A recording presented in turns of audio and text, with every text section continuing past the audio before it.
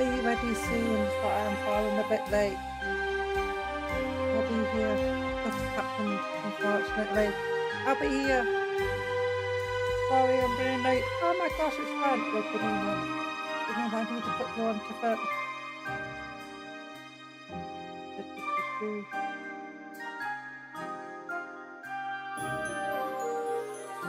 Get ready. I'll be back.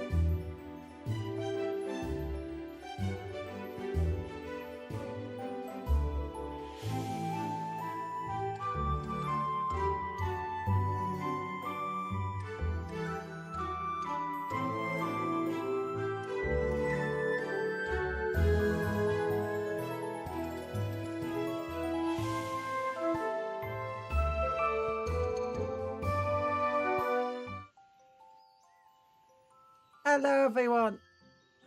Sorry I'm falling a bit behind. You shall keep everyone safe. Yeah.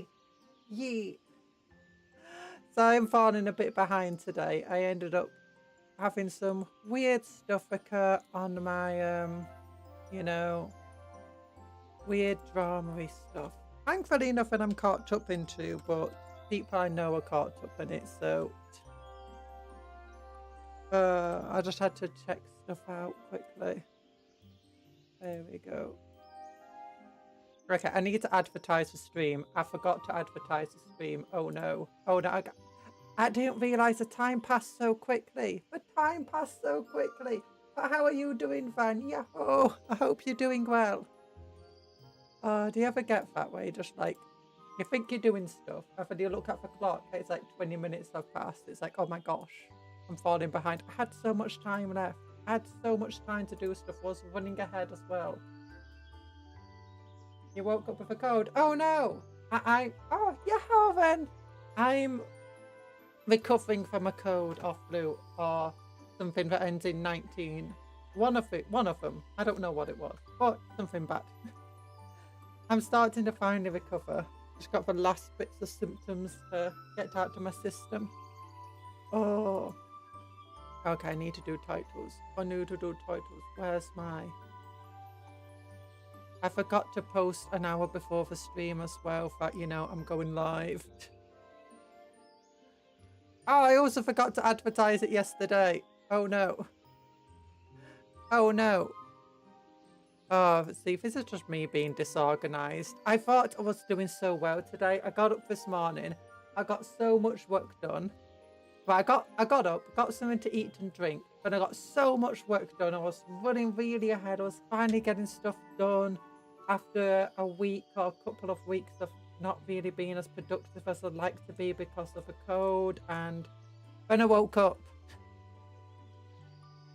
I'd gotten something to eat and drink, and then I just like fell asleep halfway through eating and drinking without even realizing, and just dreamt that I had continued the rest of my day, and it was like 2 or 3 hours afterwards. So I'd like lost the first 2-3 hours of my day and had to do everything again. What's everyone up to? Oh, yeah. So I'm just going to right now advertise my stream. So I need to copy this link into here. Control V. Copy. Where's my cupcake emotes? Cupcake emotes! Why do I have to search for cupcake emote? Why can't it just remember the emote I use every single day? Live now. Live. Love now. No, live now. Okay, what do I want to say? I need to organize. Talk to me while I organise my spare bits box.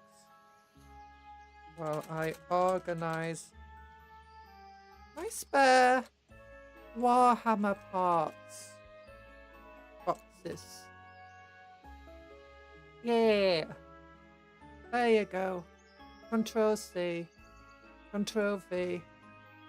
And I had to do a new post here too. Control C here, Control V here, copy over this. Also, I uploaded a video today to release on Saturday, but then I got told that I had copyrighted stuff in it, and so now I need to cut it again and then oh my gosh, Ramon's here and Apollonal. Hello, how are you both? If you get another 4 spare parts, you can build a mech or something. Yeah, I actually got lots of spare guns and I want to use them for like big guns and tanks and stuff. And from the Imperial Knight, so I want to use them for stuff. Maybe for terrain, maybe for like defensive positions. I know I've used some of those spare Tyrannid bits before as being like corpses and stuff. And I think I've actually got a spare Space Marine torso, like front part of the torso that I use like that. You having a good morning? Yay! I'm glad you're having a good morning. Okay, so I can post this one. Oh wait, I need to hashtag it. Hashtag vtuber. Hashtag ENvtuber.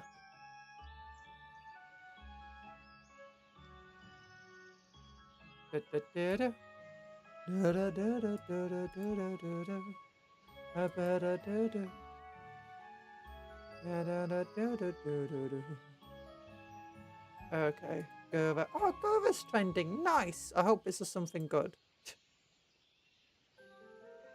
Tony, a bit box. Do you know what a bit box is? Okay, a bits box is where, do you know what in Warhammer spools, you get lots and lots of spare bits from the spools, of a plastic frame that all the bits come on?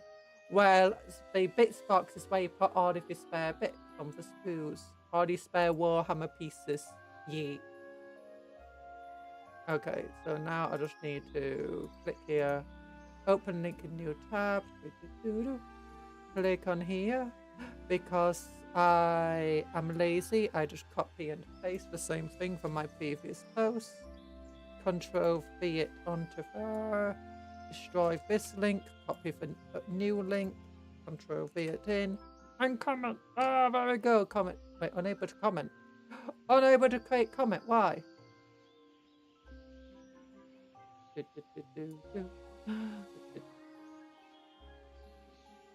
Server error, try again later. Okay. Okay, maybe it'll work now. Control V. Oh, darn it, Reddit. I hope this isn't one of those Reddit things where, you know, it posts like 60 billion times. There you go, commented. Yay! Okay, I'm back. I've finished. I've done stuff. I also was experimenting with the light today again, and I think I got the light way better than ever before. Okay, I got 2 gloves to get on. I've not even got my gloves on. That's how out of it I am right now. Yeah. Oh. I've also not updated my chalkboard in forever. That Democracy is on that not Warhammer, that Star Wars stream we did. The way my heart dropped for a bit because I forgot this was a mini big building stream. Your heart dropped for a bit. Why did your heart drop? Well, we're not building anything. All I'm doing is yapping. I'm yapping away. And I can't seem to get this glove up. This glove's not on right. Where is it? That's where my thumb is, and that's meant to be the little finger. That's where my little finger is, and that's where my thumb is. Because we're talking about gun parts. Oh, I'm in Britain. I'm a UK citizen. I can't own guns. Actually, I can. If I was a farmer, I could definitely own guns.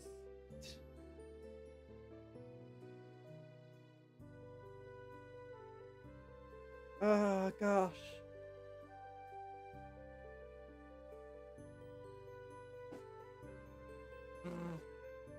If I was to own a firearm, then it'd be a flamethrower. No.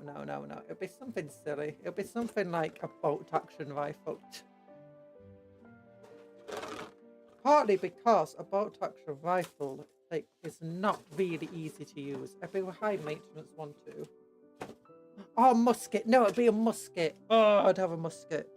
Because that way, because well, one of the big things I think that's bad for firearms is like if you have an emotional turbulence. If you have emotional turbulence and you got a firearm in your home and you're just really angry one day, it's like it's very easy. Or I do like a kid can just pick up the gun. Especially all those people who leave their weapons loaded. Don't leave it loaded, even if it's in a safe. You should never have your weapon loaded unless it's about to be fired. Oh my gosh. There you go. But is that a multi-laser or last cannon? I'm not sure. But yeah, I know. We got these bits here. We got these. Oh, look, loads of guns. Look, we got a big gun here. It's a lasery gun. I got a last cannon here. Oh, I'm not sure what it is. It's a multi-laser. I didn't know farmers could. That's interesting. Yeah, farmers have guns, usually shotguns. The reason being is because they need to scare off wild animals like foxes and what else is there? Foxes, owls. Oh, but not. It's probably not owls because they're endangered. But do you know predators, stuff that attack and kill animals? Also things like rats and stuff like that. Which, yeah, pest farming to control. But they had to deal with farming. Also, like, if you got a big cow or a bull or something and it's going completely wild,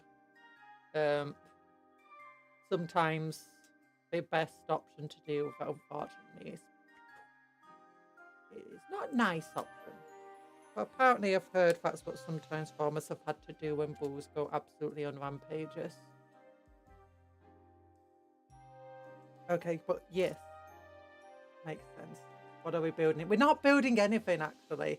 All we're doing is having a yappy session, a yappy happy session. And we will be building some stuff, but it's not. Oh, I've not got my phone open. I've not got my phone chat open, so when I'm looking down, I can see chat. There we go. Just let me bring it open. Let me bring it open. Yeah. All we're doing is sorting out bits box, all the spare bits of models. So if we can get them off these sprues, if you don't know, this frame here is called a sprue. And I don't want these sprues because they take up a lot of space. Meanwhile, I can cut off all the parts of them and just put them in a big box where I can use them as spare bits. And if you go to Games Workshop, you can actually recycle these sprues. Not Games Workshop, for Warhammer Shop. You can recycle for sprues. Okay, put my phone on charge. Oh my gosh, I'm out of it today. You ever just see weird news? Networks again. Why do I always have at least just one point in a stream where suddenly it just breaks? I can tell when it breaks because I'm looking at my model. I'm like, why is a ghost coming out? Why aren't my lips moving properly? Why are my teeth staying still? So many bits of a box, gods. Yeah, okay, here's my bits box for the Space Marines. Not Space Marines. Yeah, for the Black Templars. These are Space Marine bits and also some Guardsman bits. And the Imperial Knights. I've got another bits box specifically for Orcs and Dwarves for fantasy. And another bits box specifically for these are this stuff. These things you cut out, by the way. They're called transfer sheets. You cut out this thing with a knife, hobby knife, or maybe some scissors. And then you wet it. And you wet the thing that you want to cut out, that you want to put it on your model. And the transfer will come off the sheet and it should stick to your model. They're very hard to stick on, in my personal opinion. But yeah, this bag is a bag full of bags. But these are bags like I've got some from Etsy or from the Warhammer shop. And I use them for spare bits. Sorting them out so I know where certain bits are, like certain types of heads, certain types of arms. It's very useful. organization. Shoulder pads. Really cool bits for like Templar. These are like guardsmen and other stuff, not Templars. Really cool melee weapons for here. Vehicle bits. More heads. Shoulder, basic shoulder pads. Some bases. And yeah. There's the rest of the bits. Do you see big guns?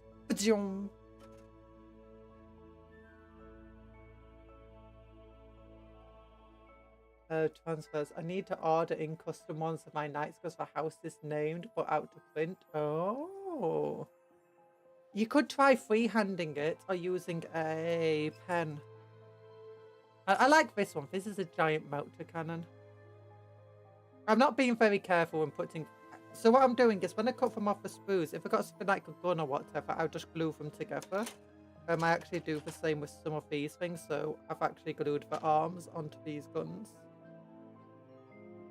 So I can just glue them onto a body if I need a shotgun. But yeah, here's like the twin Gatling gun from one of our gladiators. The twin las cannon from one of our gladiators. We went for the laser destroyers. Another big las cannon from something. I can't remember what this is from.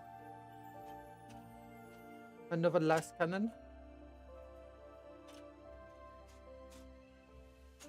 Some motory bits. What's that folk kite from? Oh, this is from... Oh, what's it called? The Kratos tank. The Kratos tank. Yeah, the Kratos tank can have a big folk kite cannon on it. I actually, after we built our folk kite tank with the battle cannon on, not folk kite, our Kratos tank, I actually calculated it and I found out that on average, the folk kite cannon should be actually dealing more damage. It doesn't look like it should be dealing more damage, but on average it should be. Like in general, except this doesn't deal as much damage to things like vehicles and big stuff. The melter cannon is on the same vehicle. I'm gonna see the Kratos tank. Let me show you.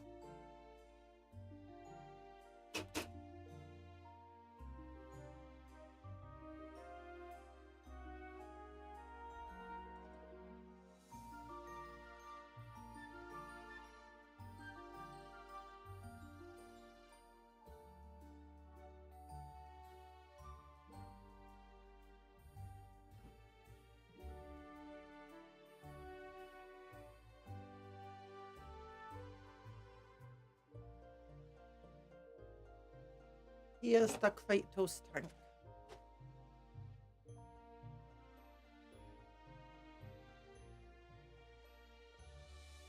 It's a great big tank from Horus Heresy. It's got coaxial autocannon, battle cannon, 2 heavy stubbers here, pintle mounted heavy bolter, hunter killer missile, las cannon, and another las cannon. It can have folk kite guns on the side if it wanted to, or heavy bolters. It was a pretty fun tank. Yeah, I've got actually 3 of these tanks to build. I can't remember what I armed each one of them with. I think I put, after building this one, I decided I wanted to build one of them folk kite. Because, let me open it up on my phone. And I can actually tell you about averages with them, because I love averages. If you don't know, I did statistics and stuff. And dice averages are fun to calculate.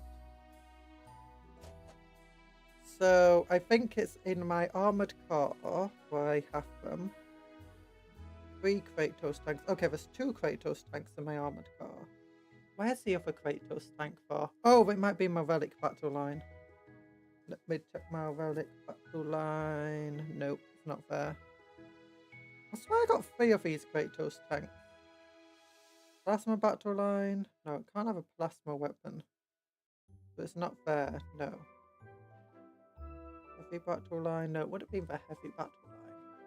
I got 10 different detachments for Black Templar that we need to build.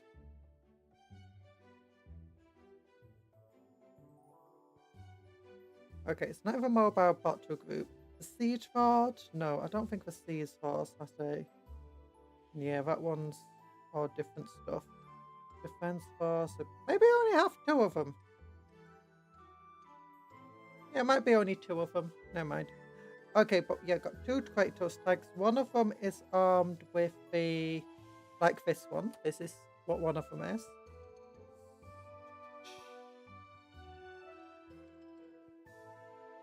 Where is it? Where is it? Okay, here we go. Here we go. Yeah, Hunter Killer Missile. 2 autocannons. Wait, oh no, they're not heavy stubbers. They're autocannons. These things aren't heavy stubbers. They're autocannons. Yeah. I forgot that one. Okay, main weapon, Kratos battle cannon. Pinto mounted one is a heavy bolter. Side blast cannons. Yeah. And it's got a coaxial autocannon and Hunter Killer Missile. The other one I decided to arm with a 2. These are instead on the other one going to be las cannons. The side weapons are going to be Folkite cool vines, and the main weapon's going to be a Folkite Pandanel. Have you seen the GitHub has retracted support from Battlestripe? I've not heard of this. Any reason why? Maybe other than potentially copyright, or is it just copyright stuff? I'm not actually using Battlestripe anymore. I'm using something called New Recruit to do my rosters. But how come they remove support for Battlestripe? Marine knowledge is lacking doubly so far. Horus Heresy. Oh, well, I can tell you about this one. So originally, I thought that the Folkite coal vines were kind of terrible because the battle cannon, right, has 2 firing modes. It's got an AP anti-tank one. It gets 1 shot, but it's strength 18. And it's AP -4 of D6 + 3 damage. I thought that was like really cool. And then it's got an anti-infantry that does D6 + 3 blast. That's strength 10, AP -1, damage 3. Which I also thought was really cool. But on average, it's like, if you use the anti-infantry version, you'll get D6 shots. So that's on average 3.5 additional, 3.5 attacks. You're learning so much about the game. Oh my gosh. You better learn. You better learn. So, but then +3, it gets 6.5 attacks on average. So 6.5, 6.5. It hits on 3, so on average 2 and 1/6 of those hits are gonna miss. It's 2 and 1/6. So that means it goes. Oh, and but that being said, on average it's gonna hit a squad of at least size 10. So let's say it gets 8.5 attacks. And let's call it just 8 attacks on average. That way it will get 2 misses and 2/3 of a miss too. So that means going through will be 5 1/3 will hit. 5 1/3. Then if it's firing into infantry, strength 10 will almost always wound 2s. So against like let's say put it against Marines. Now let's put it against Terminator, since that way we can give it the most out of its damage 3. It will still wound on 2s against them. That means it will go down to, what does it do against 2s? 5 1/3 hit. On average, almost 1 of them will miss. So just under 4 will fail to wound. And then I get a 4 plus info. No, 3 plus armor save actually, because it's only -1 AP. So -1 AP. 3 plus against less than 5. That means on average it's going to lose just over it's going to lose about 1.5 wounds on the Terminators. That means one's dead and one's taken 1.5 wounds. Yeah, new recruit is where they will only update that to now.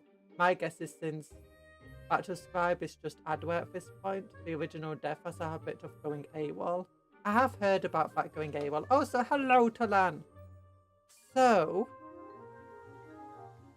on average, a battle cannon, this battle cannon doing anti-infantry will get 1 kill on a Terminator and a half a kill. So about 4.5 wounds in general against Terminators.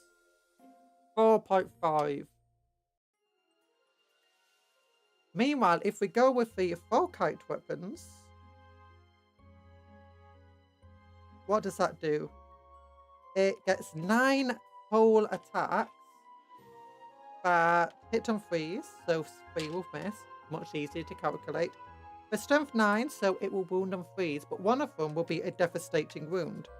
The Terminators have no way of saving that, so it's just an instant kill against the Terminator. Then it's strength 9, so 2 will fail to wound. And then they'll get 2 plus armor saves, in which case half of one will die because 2 plus armor saves and 3 of them. So again, he gets into the same rough extent. It's doing just as much damage as the battle cannon, and that's against Terminators. With its 9 attacks, it means it has a higher potential as well of going through. It's got higher average. It's going to be damaging most things on 2s anyway. So in general, I found against most infantry, Volkite Corvine's just going to do better. But if anyone will put it against tanks, he exploded me. Oh, don't explode, everybody! Why is Talan doing explosions? Hello, my fellow modded. No, oh, say hello, Bonnie. How you doing? Inoffensive. Insert offensive dark joke here. Don't insert offensive jokes. More church, no pleasure, offensive jokes. Even imaginary offensive jokes.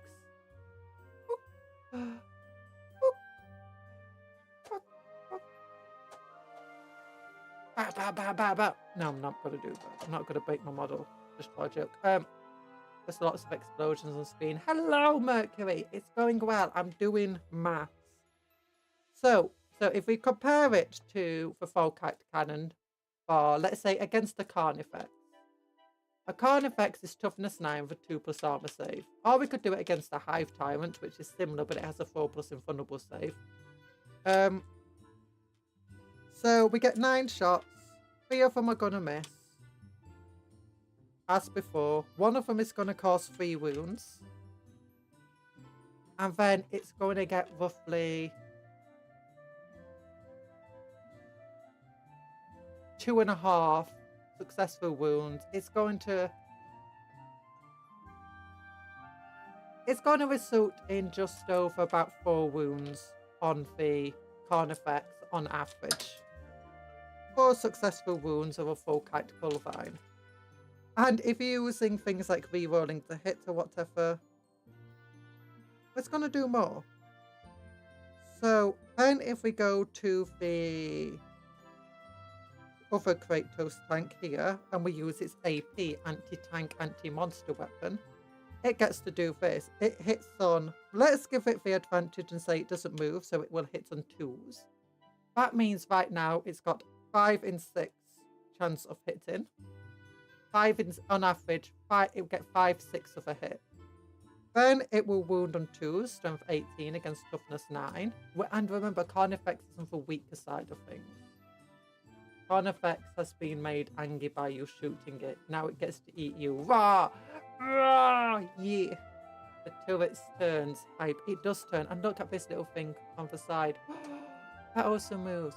Oh, and do you want to know what else? It comes off! And so does a turret. I know what moves. This bit moves too. Just a little bit up and down. And this bit moves. Oh my gosh. So it can actually get very hot when heated up, but has a low melting point but high vaporizing point. Yeah! Caramelized sugar, don't get it on your skin.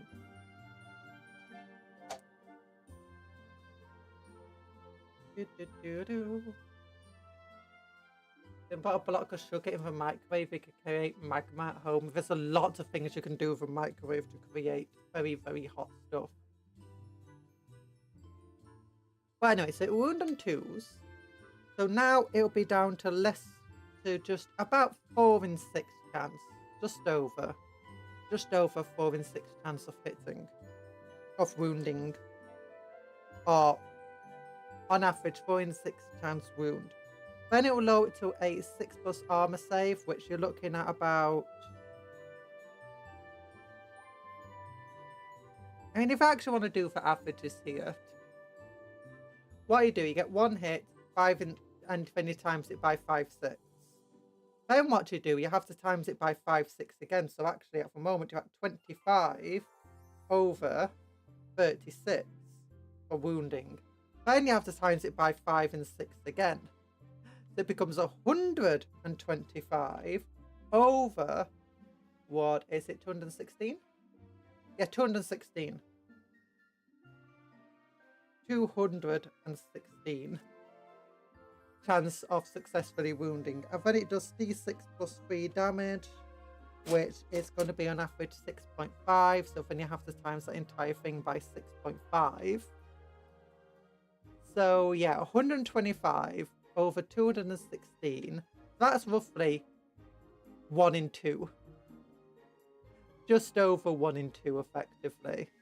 And you times that by 6.5, if you knew about 3.25, about 3.5 we'll give it, in terms of how many wounds it causes. Bye, Bunry. You can't stay for long. Your internet is being silly and have an amazing stream. Thank you, Bunry. Is Cupcake working?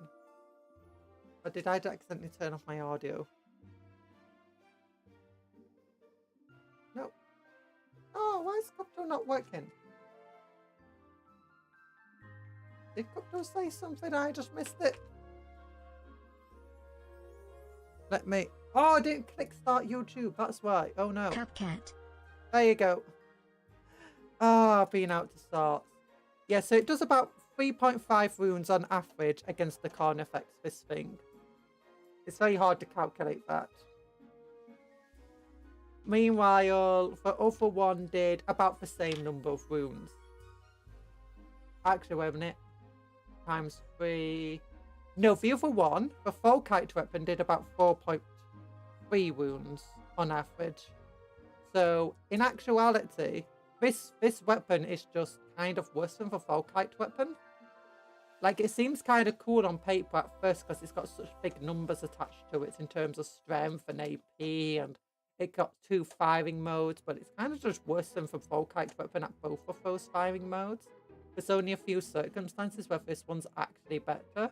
There's an odd number of circumstances where they're equal to one another. And then a decent number of circumstances where the Folkite's just going to be straight up better. Did you pay Cupcake's monthly salary? Cupcake doesn't get a salary. Cupcake pays me a salary. I feel the urge to throw the King of Blades Bloodbuster at this tank and cleave it in train.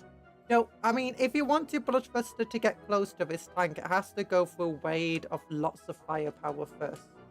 2 last cannons, 3 auto cannons, a heavy bolter, and this thing. Maybe this is why it's not working. No, Cupcake is working. Cupcake works now. Did we finish the maths? Yes, I did finish the maths.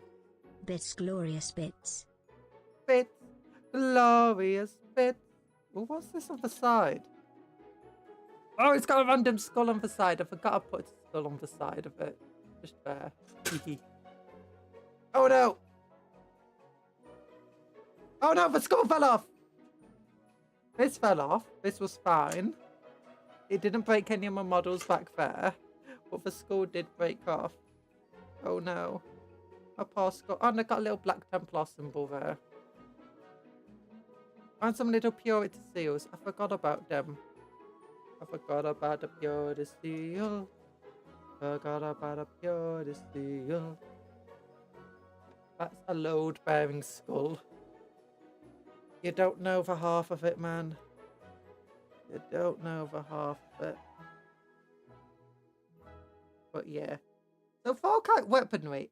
So your Falkite weaponry seems kind of bad on paper because it's like all of the Falkite weapons have no AP, so they have no ability to go through armor, but they do have something called devastating wounds, which means if you roll a 6 or otherwise a critical hit,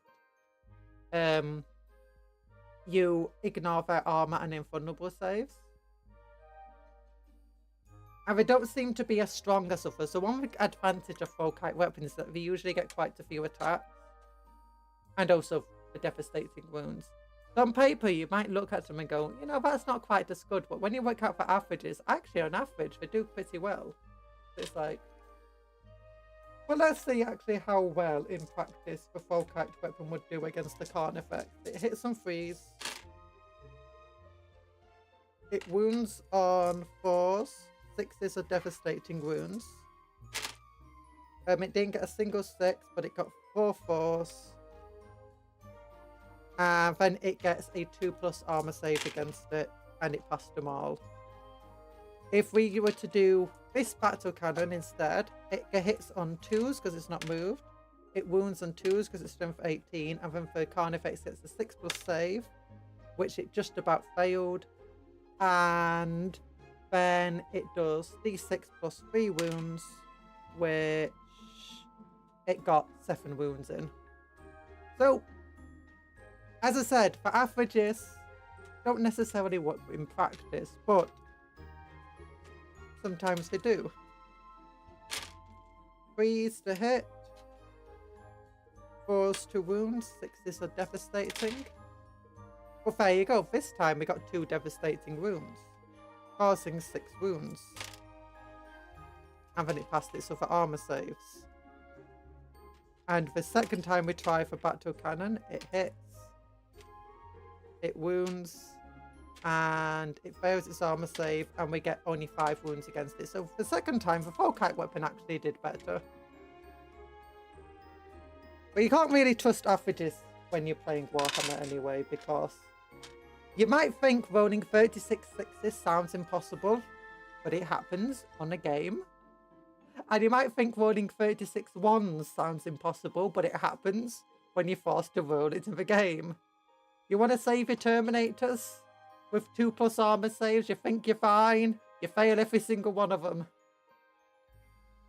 It's got conflagration in HH, I think. Yeah, a lot of, like, these tanks are generally way better in Horus Heresy than they are in Legends Warhammer, which makes sense. By Warhammer 40k, these tanks are ancient.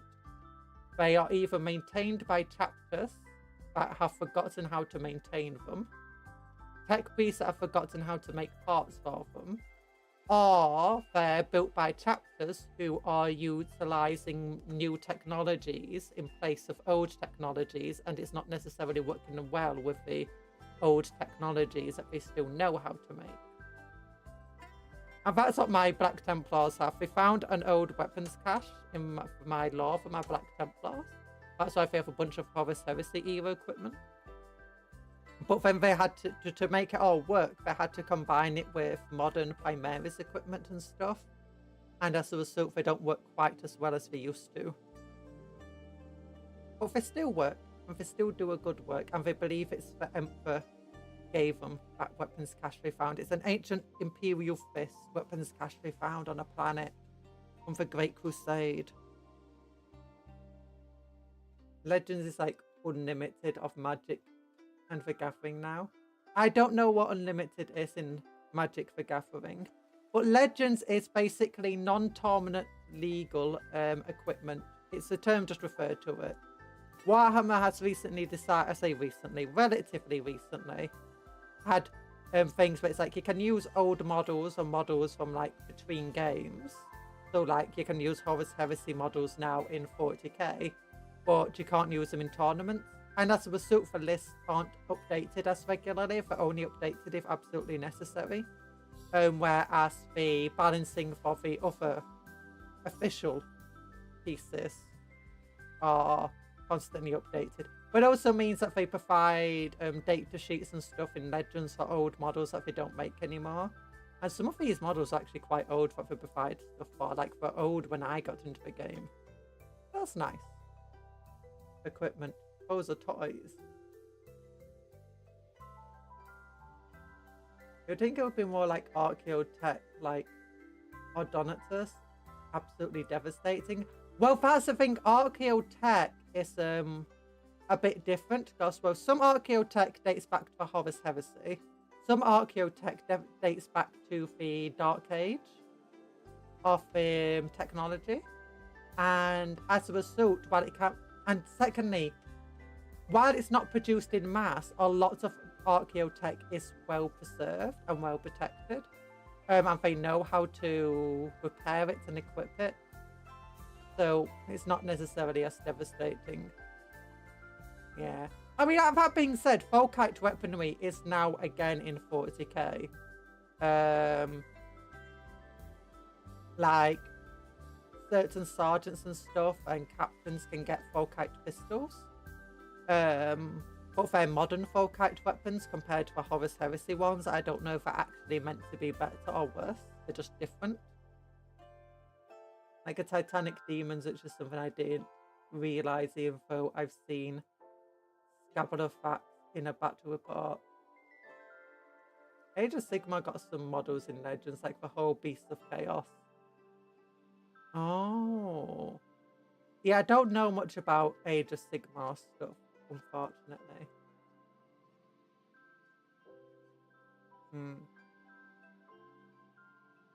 But it doesn't have an anti... Yeah, it does. I think it is because Folkite weapons are a bit overpowered if they're anti-infantry.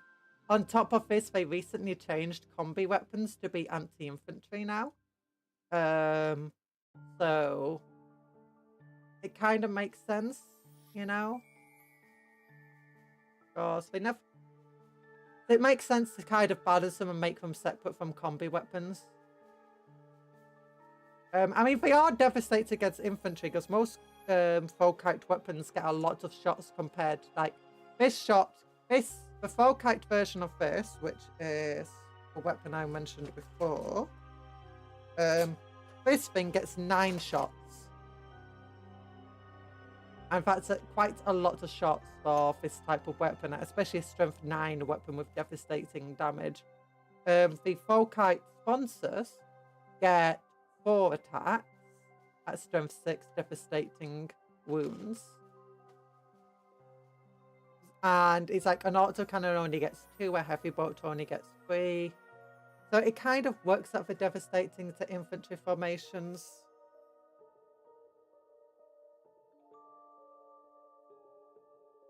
So, no, yeah, here's the Folkite weapons that would have gone on for sponsors instead.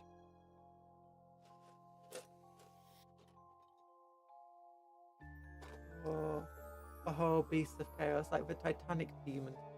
I don't know which ones are the Titanic Demons. I don't think I've seen Titanic Demons before. Or if I maybe just one very large model. Oh, actually, no, if they did release some like really massive demons of Forge Road ones. And for like massive versions of the Great Unclean ones and stuff. Like for absolutely like the Great Unclean one about this big.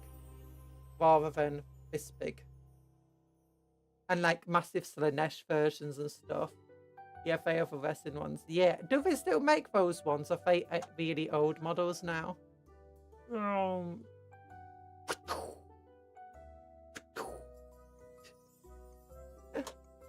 Yeah, I love this little tank.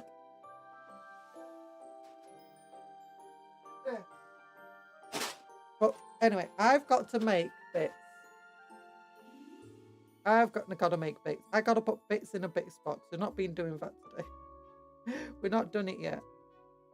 I'll bring up chat again on my phone so I can actually see you guys when looking down. There we go. Okay, whatever. But yeah, so I've got the bits from my spare model kit. big angry bird with way too many apostrophes in its name and not enough vowels. What do you mean not enough? There's never vowels. You don't need vowels in words. If you think you need vowels, then I don't know what you want. Vowels are overrated, my man. You can remove vowels from almost any word and people still know what you're saying. Except maybe Anthony, in which case... Actually, no. Anthony. Yeah, Anthony could work. Big Ingy Bird. Big Ingy Boob. Yeah. Yeah, you can move vowels from the English language and it'll barely change anything. Actually, no, that's a lie. There'll be a lot of things that will be changed, but you know what I mean. There's a lot of words, it turns out, if you removed vowels from them, you know what? We could still figure out what they said quite easily. In fact, with texting and all of that cool stuff, seems to be the way to go right now.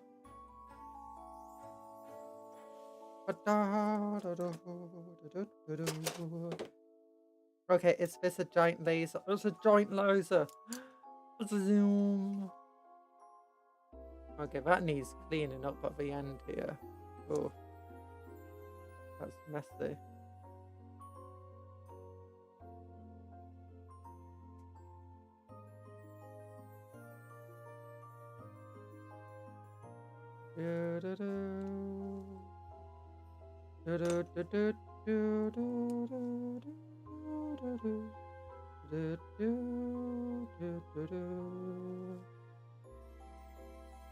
Okay, there we go. There we go. And now we glue this.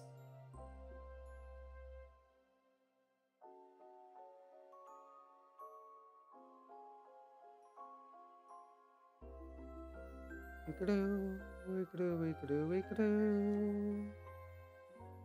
We glue, we glue, we glue, we glue, glue. Yes, yes. Oh, we got a big laser cannon. Just throw in the bits box. What's that? This is a control panel, so I might put it in my... Where's the... Yeah, I have this little packet of vehicle parts.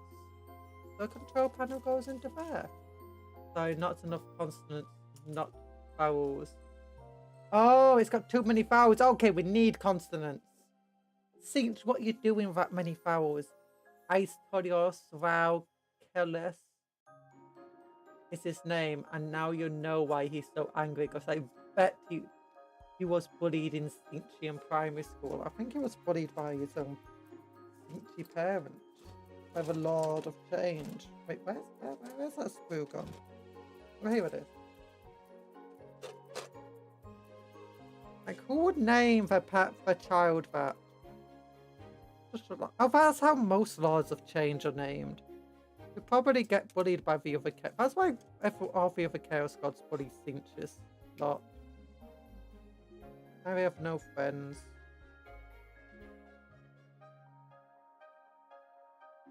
I do like the fact that the biggest threat to chaos is chaos itself, and by chaos itself, we mostly refer to Cinch.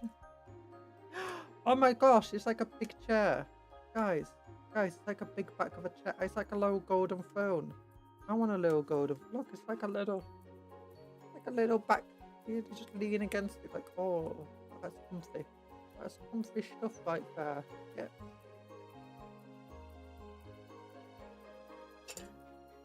Okay, put the shield away.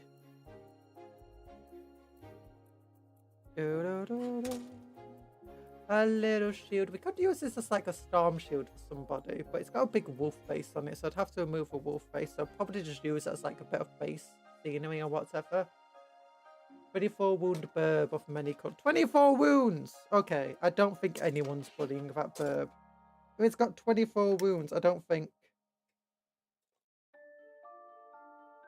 I think everyone will just be like, you know what? I'm not messing with that kid. It's too tough. How tough is it? Like toughness 10? Toughness 12?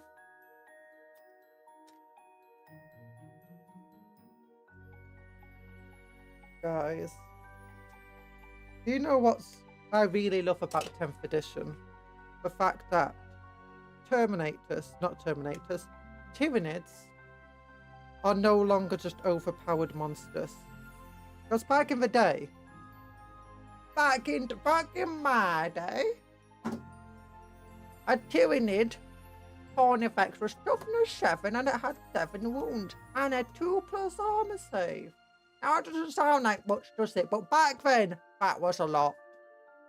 And it was cheap. And you know, your Dreadnought at the time, you didn't have any wounds. It only had armor values.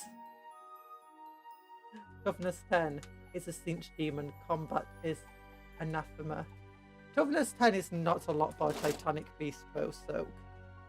Although I guess it's got like a 4+ invulnerable save to all attacks. If not 3+. But yeah, okay, back in the day, a Dreadnought and a Carnifex cost about the same. Which seems about fair, but it costs a similar amount now, and they've got similar capabilities. But back then it was very different. The Carnifex was just infinitely better. Because back then, every single weapon only caused 1 wound until Armageddon. And what this meant is you hit a Carnifex with your last cannon, you hit it, you failed to wound, so you got a second last cannon, you hit it, you failed to wound, you got a third last cannon, you miss, okay, your last cannons did nothing, okay, you got 3 last cannons, all of them miss, you got 3 last cannons, 2 of them hit, 1 of them wound, it doesn't get an armor save because you're AP 2, because AP back then, for lower the better. Because if your AP matched the opponent's armor save, you just ignore their armor save. And if it's lower than the opponent's armor save, you ignore the armor save as well. So there, you just caused 1 wound. Not D6 plus 3, just 1 wound. So it's still got 6 wounds left. Meanwhile, you do the same thing to a Dreadnought. You got your 3 shots, 2 of them hit. 3 stick a lancing hit. That's a penetrating hit. Roll a dice. 5, it's destroyed. 6, it explodes. 4, it's immobilized. So now the Dreadnought can't move. Lancing hit. 3, it can't shoot next turn either.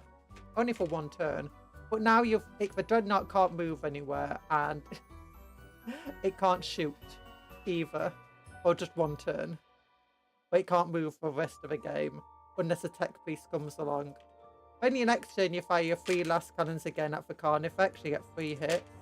You get 3 wounds. Okay, now it's down to just 7 wounds. It had taken 1. It's down to 3 wounds now. And back then, wounds didn't matter.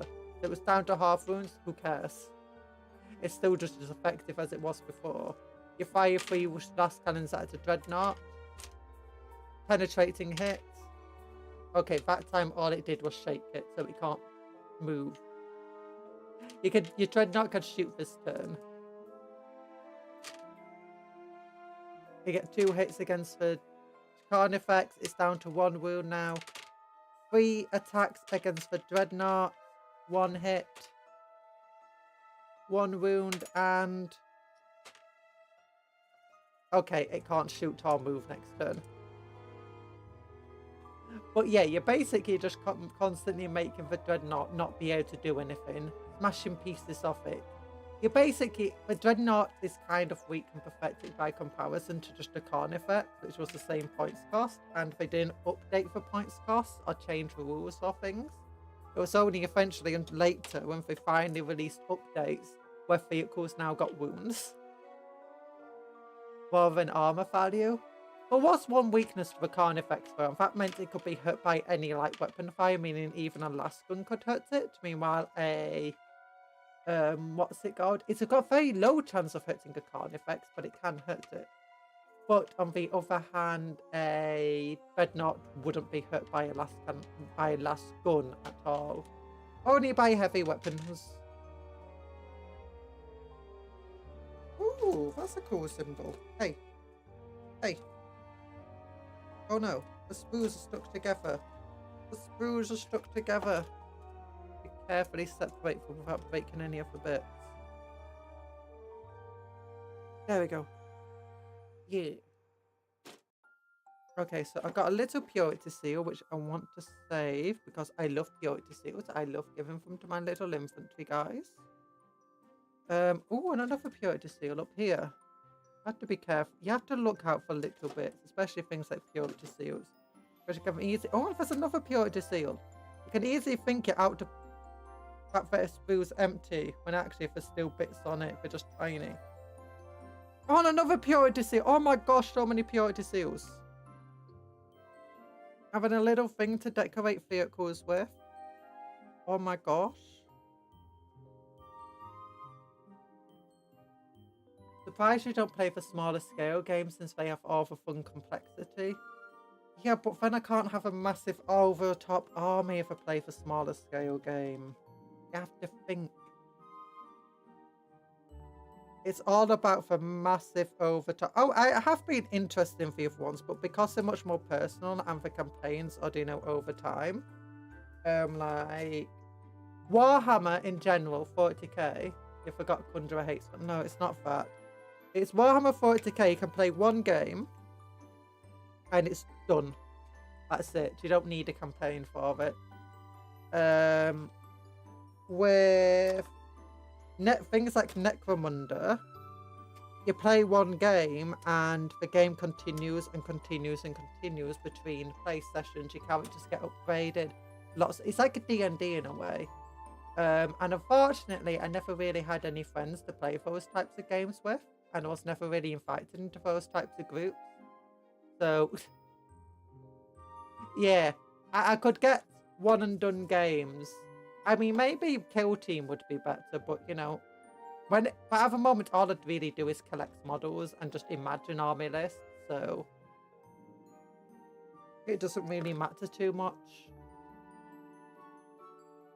When I'm just focused on collecting models, it doesn't matter how complex the games are. In fact, being a bit simple is a little bit better. Okay, which pieces do I want?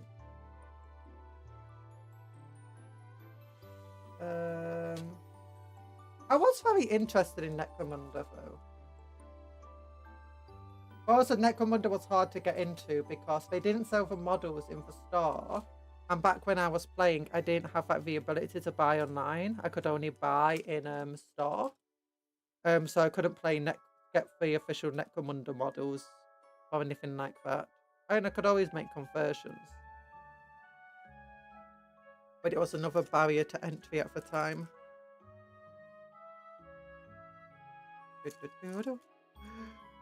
Okay, so is this spool empty? Oh no, it's not. There's one more purity seal right there. There we go. Nice. Oh wait, and there's another thing. Don't know what it is, but it could be useful. Okay, so is this spool empty now? Oh, there's another purity seal. Oh my gosh, this spool had so many see, this is what I mean. You have to be careful with these spools. We got lots of tiny cool bits. And another purity seal.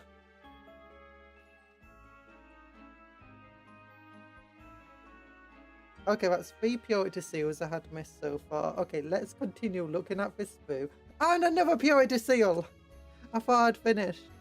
I thought just when I think it's over, they bring me back in. Okay, 4 purity seals we missed so far. Anything else on this? The spool be pure as... Yes. Wait, what's this? Another purity seal! It was hidden. It was just slightly broken. It was hidden just behind the spool there. I couldn't see it. I was like, what's that there? Purity seal! Oh my gosh. I'm so pure, guys. I'm so pure. Okay, anything else? There's a purity seal! Oh my god. There's another purity seal. How many? How many are hidden on this spool? Is it growing? Oh, is it growing purity seals? Have Games Workshop discovered how to grow plastic? Oh my gosh, okay, let's be very careful. I've missed so many of them, but there's got to be more of them hidden here. I missed Wait, no, 6 of them, sorry. I missed 6 purity seals. Okay. Okay, is that better? Oh, everything should hopefully be better because I changed how the lighting was in my room again. I've tried reducing the... I also changed where the camera is. Usually the camera was up here in the center of it, but when I move... technically it's actually still... The camera's still in roughly the same position. I just changed what part of the area where OBS is actually focused on. But yeah, I think that's fine here. I think that's all the purity seals on this view. Oh, I love me some purity seals. Yep, this is where I keep all my purity seals and just other spare infantry pieces. You know, infantry accessories. Which you can have a look at them. I clipped down all of the purity seals I had on that, you know, 3D printed thing. We got a lot of purity seals. I'm so pure. I'm so pure. I am so pure. I don't do anything bad other than goober stuff. Wait, goober is just like gremlin silly stuff, isn't it? It's not nothing bad. Oh, I got a little incense. I hasn't tried flash banging us yet, and I can't count for frame rates. I said it's fixed. Yay! Yeah, so I need enough lighting to what's it called? I mean, it did flash bang a little bit when I had my transfers on screen. But yeah, no. So for flash banging was just because of the auto color, not color balance. The automated. Oh, what's it called? Exposure. So I turned that off, so it doesn't automate exposure anymore. It does mean that it's doesn't focus quite as easily because it was the exposure constantly trying to correct itself that made the focusing thing actually focus properly.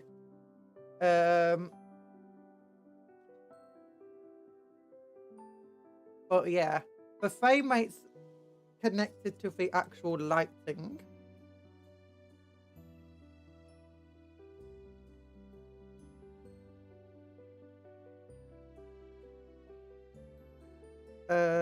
So the brighter it is, the better the frame rate actually is. It's not actually the frame rate that gets in the way, it's just how difficult it finds it to record the area. What the issue is the brightness then causes lots of areas of just high reflection.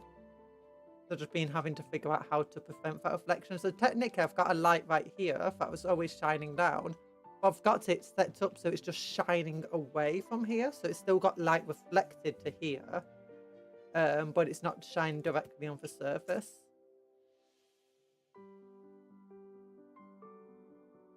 It does mean I got more shadows here, which isn't great, but still. Okay, so we got this going on, this big chainsaw. I think I could give this to a space marine. But like go into combat. Look at my chainsaw! This isn't a fissurator, it's a chainsaw. Just replace her power sword with a chainsaw. I have the biggest chainsaw. Everyone have chainsaw envy of me.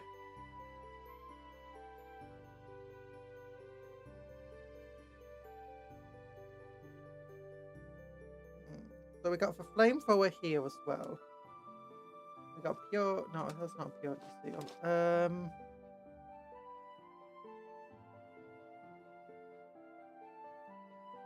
Let's look at the flamethrower. This seems like an easy one to set up.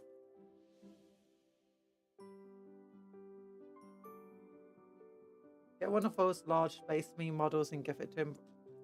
Oh, do you mean like those toy ones that they released?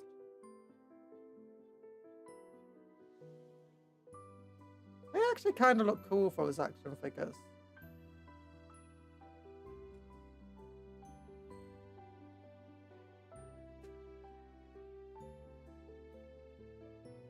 Here we go. Do you think they'll ever make a game where the good guy... Now we need a game where you play as a guardsman and it's actually like a Dark Souls style game. Or maybe not Dark Souls. Call of Duty, maybe. Old-fashioned Call of Duty or Modern Warfare, not modern ones. Combat. So like Halo, like the Halo games, where you play as a guardsman, but then it sometimes just goes like Dark Souls on you. So like you randomly come across a Space Marine, and it's just full-scale boss fight against a Space Marine. You've got barely any health. They could easily one-shot you for really quick, high reactions and stuff. Oh, but yo, what's it called? You're dying, like Dark Souls. Every time you die, you're kind of brought back to life because you're perpetual. Oh, that would be so cool. They're like blessed by the Emperor, you're perpetual. So you can keep fighting and doing stuff.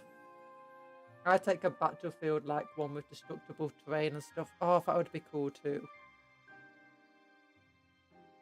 Oh, Battlefront. Do you know where in Battlefront 2 you can play as the Jedi? And the Jedi are absolute monsters. Bless. Yes. But you can play like that. And instead of Jedi, you have Space Marines and like other things come onto the battlefield. Oh, that would be so cool.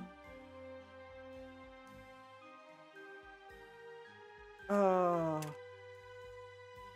So like in the middle of a battle, you're playing against loads of bots, and then just suddenly one of the bots is just this hulking Chaos Marine. You don't stand a chance against them. But if you can just get a good rocket launcher shot on them, you can do a lot of damage. Or if you can just get artillery fire to be called upon them, you can still kill them. Because that's what the Jedi were like in Battlefront 2.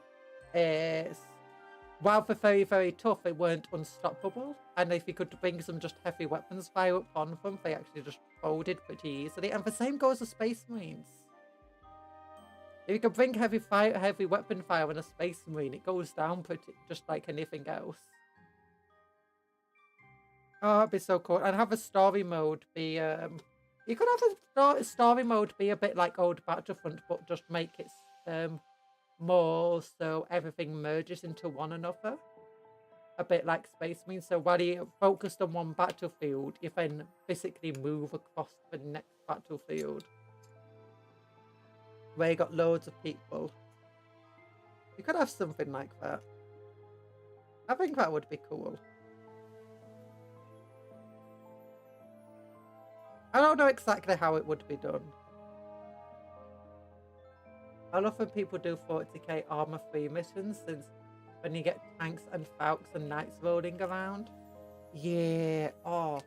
I really want in Ravenfield someone to make... I really want people to make some more 40k mods. That's what I just want. More 40k. I want someone to make a Sentinel mod, because there's walkers on the thing, but all the walkers are just like overpowered. Or just have some issue with them.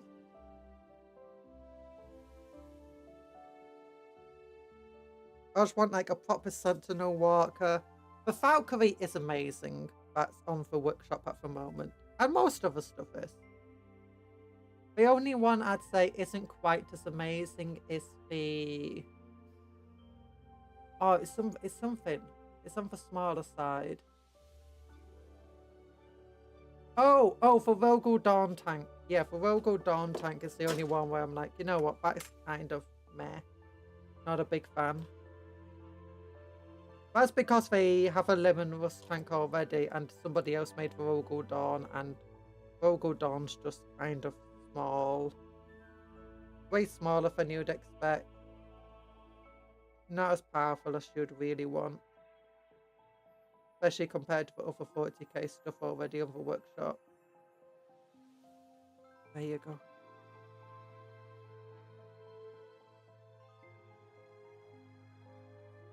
I feel like I should do some mods. I should make some mods. I need to make more 40k stuff like that, though, you know.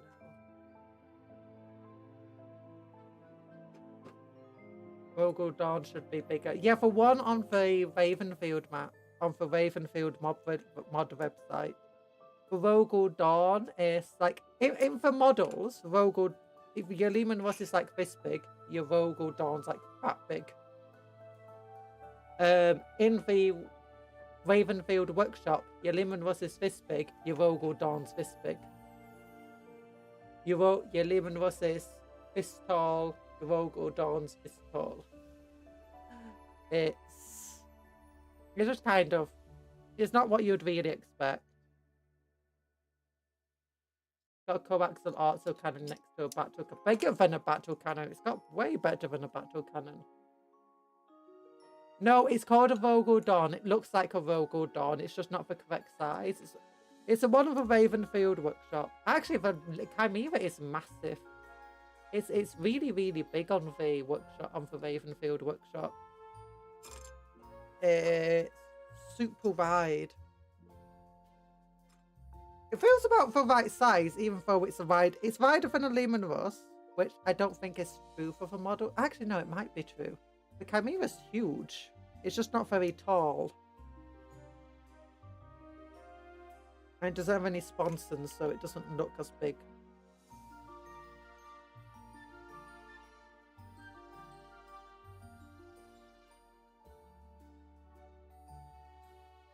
Okay, so we got this stuff here. Where would this go? Not here. Not here.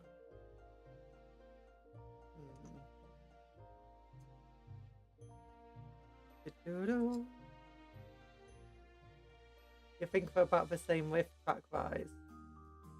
Yeah. Well, that's the issue when you're relying on modders to make everything, is that when you got different modders making different Warhammer things, they're going to give different scales and different stats to things. So they're not necessarily all going to line up with one another. The other thing I don't like is that the best Crisis Battle Suits of the workshop and the best Redemptor Dreadnought are both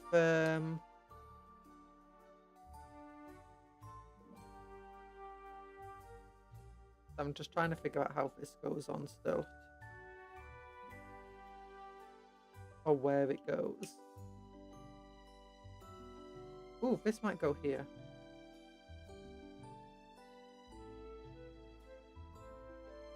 No, it doesn't go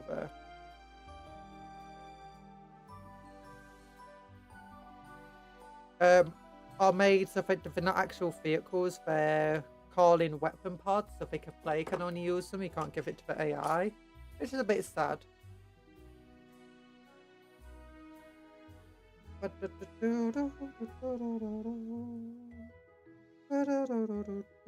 I might have to actually bring in the rule book, this book, for how to, not rule book, the book for building stuff. Okay, where's the flame cannon? Show me the flame cannon. Oh, okay. Phase.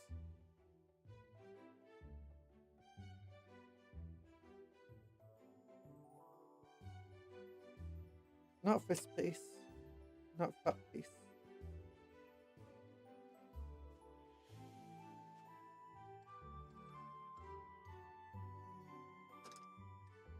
Do some piece blues to that wasn't expected.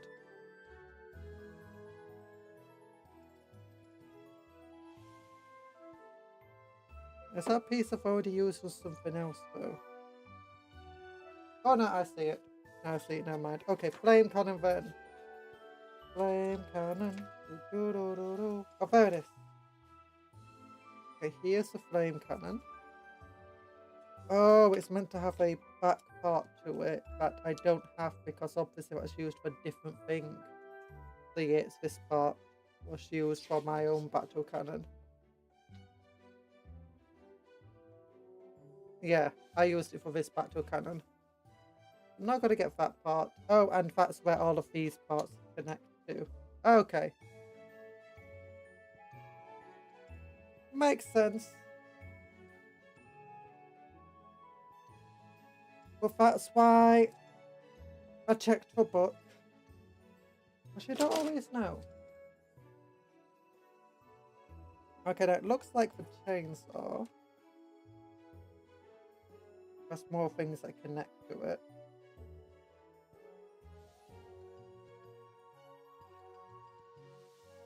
I get these two bits, get everything connected to the back. But the chainsaw actually has parts that are meant to connect to it, such as that thing. Sorry about the slight flashbang.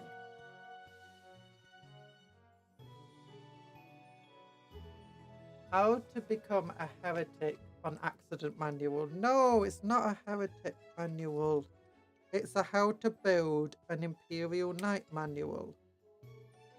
Which is probably a pretty heretical thing for the, you know, Mechanica, since they hate sharing knowledge. Like, oh my gosh, we caught you sharing knowledge. It's like, yeah. Well, you know what that means? No. We're gonna have to kill you now. Like, oh.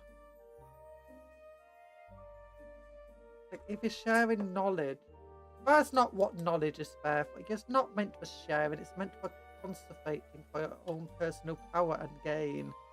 That's what people in the dark age of technology probably did. Or if they didn't do it, that's why they're no longer here and we are.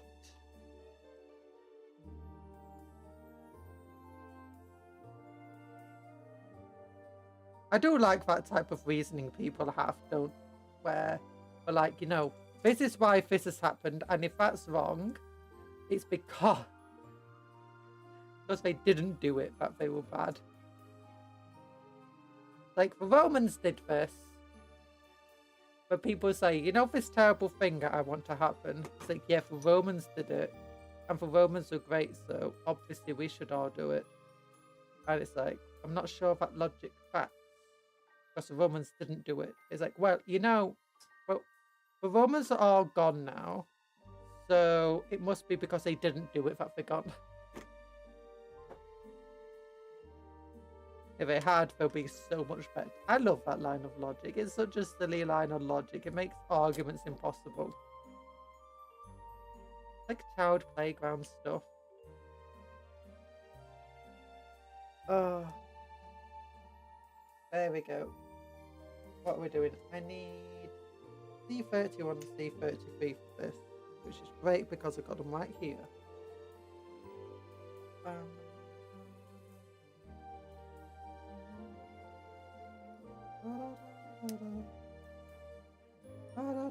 I don't know what I'm gonna do with this little guy here.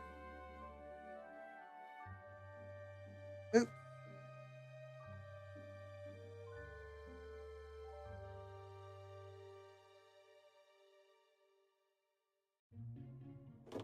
I think this piece is meant to go here. Can I separate this? Oh, glue can only be so strong, but I'm stronger. At least if the glue's not dried yet.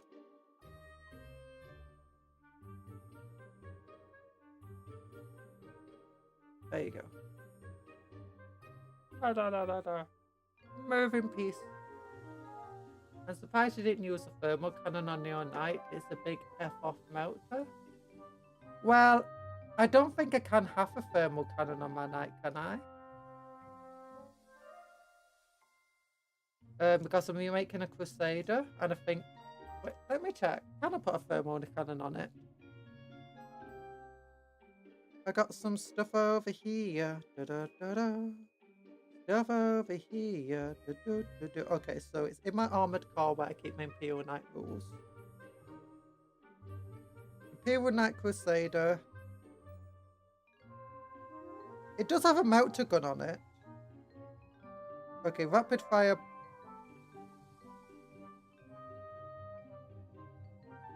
Taurus heavy stubber. Thermal cannon. Oh, yeah, I could have had a thermal cannon on it. Yeah, I thought the battle cannon looked cool, but yeah, it's a big melter gun. Let's look. It's got blast, melter 6.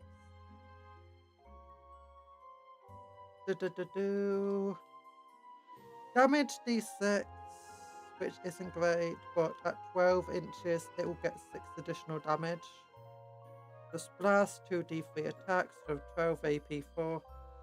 I think I just chose not to get it because it's like, you know what? I shouldn't actually be that close to the enemy, considering it's got the Offender Gatling cannon, which has 36-inch range and 18 shots.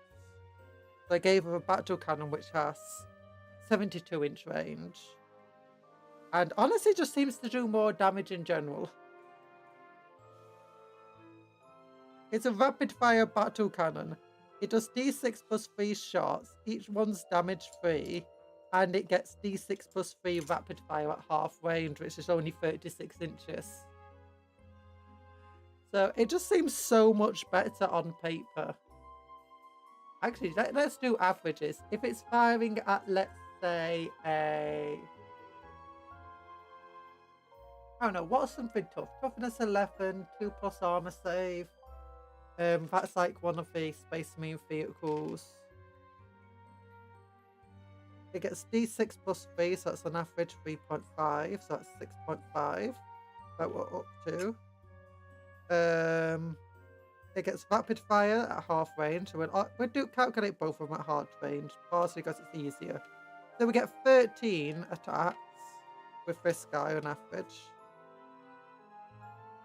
It's better for Evanson to get +1 to hits against the closest target of a chainsword. Oh yeah, probably would be. Let's check. What's our special ability? We have an invulnerable save. We don't have a special ability for Night Crusader, apparently. Oh no, we do. Punishing salvos. While a model is affected by the ability each time... Okay, that's Bondsman. Okay, in your movement phase, if this model stays stationary... Oh yeah, that's the other thing. It's like, I shouldn't be getting close because this thing has a special rule for Crusader, where if it stays still, so the only reason things should be close is because I let them get close, or they otherwise force themselves to get close. Are they not necessarily going to be something Emote is going to be super effective against? If this model remains stationary, this model's ranged weapons all have sustained hits. Oh, that's really cool. But we'll ignore the sustained hits ability anyway, because it... Actually, wait, no. The sustained hits means the more attacks I get with my weapon, the better. So if this one gets 13 attacks on its thermal on its repeated battle cannon, there's sustained hits. Yeah, let's do it with sustained hits if it stayed still. It's 13 attacks. That will be down to 4 should miss and a third. But 2 should sustained hit, so that means only 2 should miss. Let's say we're just only 2 miss. So that's down to 11 successful hits. It's strength 10, so it needs 5s to wound against toughness 11.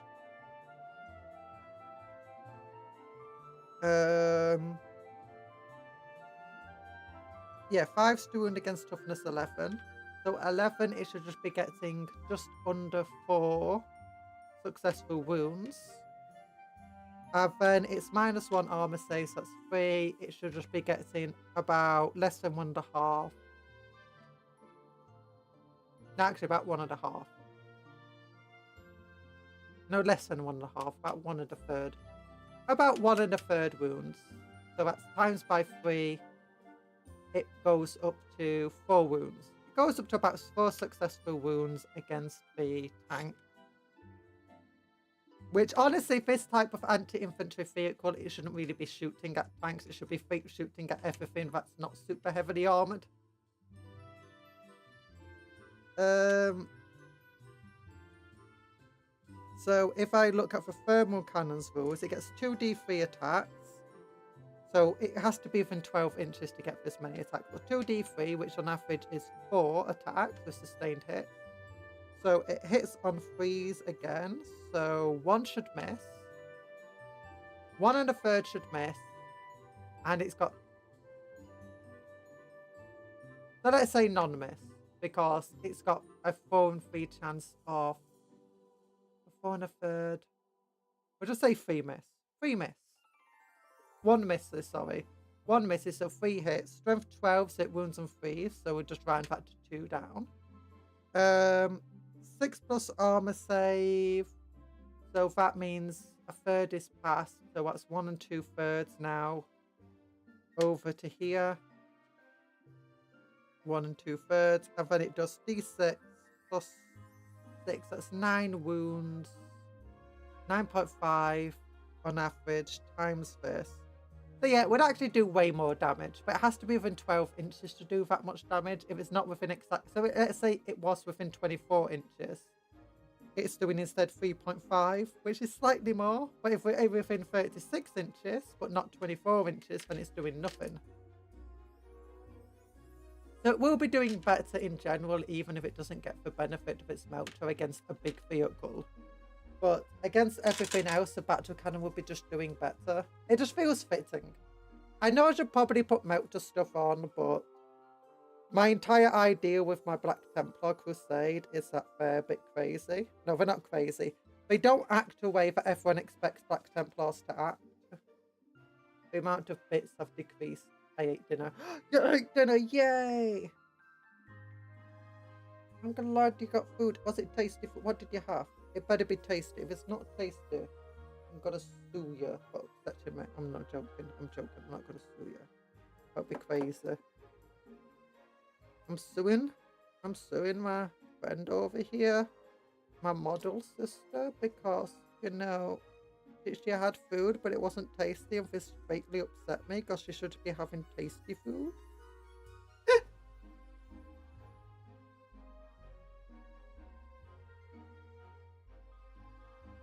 Oh gosh. There you go.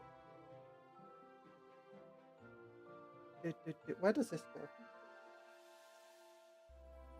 Go here. That goes in here. That goes in there? Oh, it does go there. Okay, nice. So this is how the chainsaw comes together. It's all coming together now. I don't know what I'm going to use this spare chainsaw for. Maybe I'll make a custom Imperial Knight one day that just has 2 chainsaws. Just to make up for the one that's just all firepower. Yeah. Against the Carnifex, though, how well do you think it would do? The battle cannon, I'm wondering. They have 13 shots, roughly hitting the battle with the battle cannon. Oh yeah, we got the heavy stuff. I forgot to calculate that, but we can ignore it. 13 shots. We'll go down to roughly what did we say before? 11, yeah. Then it wounds and freeze. That means roughly 4 should fail, so it's down to just over 7. And then it gets 3 plus armor save still, so that's just about 2.5. That's 6. Yeah. Yeah, that's 7.5 damage. That means it's now doing... The melter cannon would still do better at... The thermal cannon would still do better at 12-inch ranges, but against the Carnifex, at anything over 12 inches, the battle cannon would actually be doing better. Which is just why it's better. You got a vehicle that wants to stay still, because that's what its special ability tells you to do.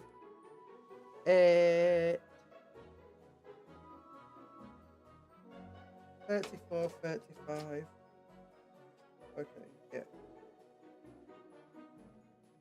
Yes, vehicle that wants to stay still because that's what its special ability says. One of the weapons can get up to 13 shots before you even take into account blast. Has much longer range, it's decent. The only bad thing about the battle cannon is it's barely got any AP. So it does mean that against even Space Marines would actually struggle to a relative extent. I'll put this on.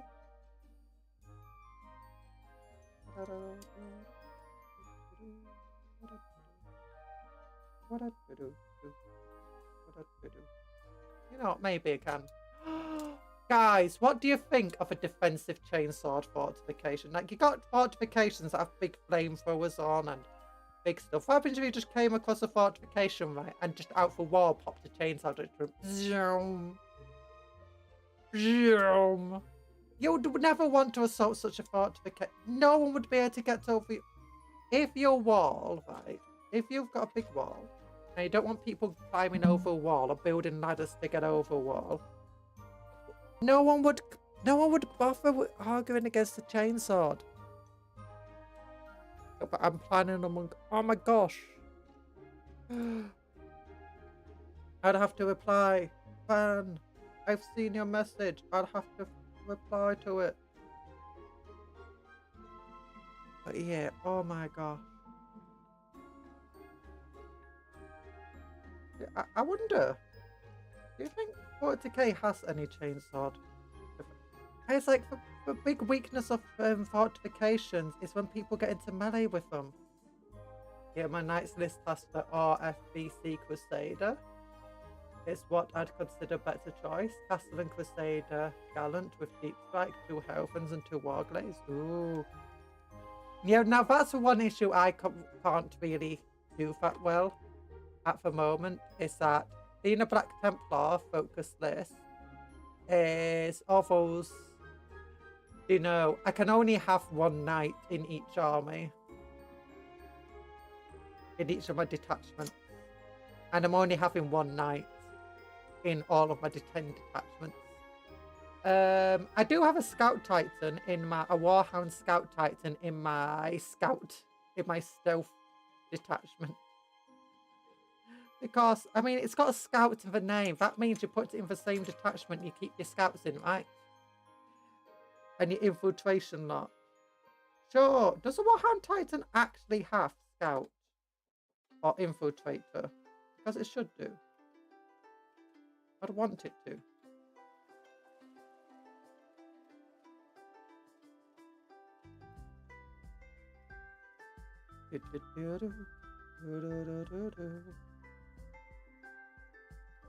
Titans are kind of disappointing in general, though, in 40k. Like, Titans kind of suck. Like, they got a 5+ invulnerable save, but only from ranged attacks. And it's only a 5+ invulnerable save on the biggest model on the battlefield. Scout is doing some really heavy lifting in Warhound Scout Titan. Yeah. I mean, if you go look at it by doing like Titanicus and stuff, I believe a Scout Titan acts more like a Scout Titan. But I don't know about everything else. Let's look. Let me look at the... Okay, Stealth Wing is my 9th detachment of my Black Templar. Each of the detachments is roughly 3,000 points.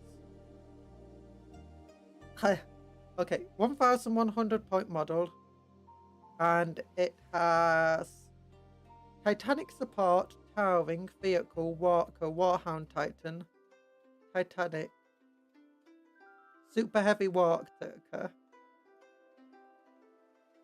Okay, yeah, it doesn't have scouts in its name. It does move 14 inches though, which is pretty insane.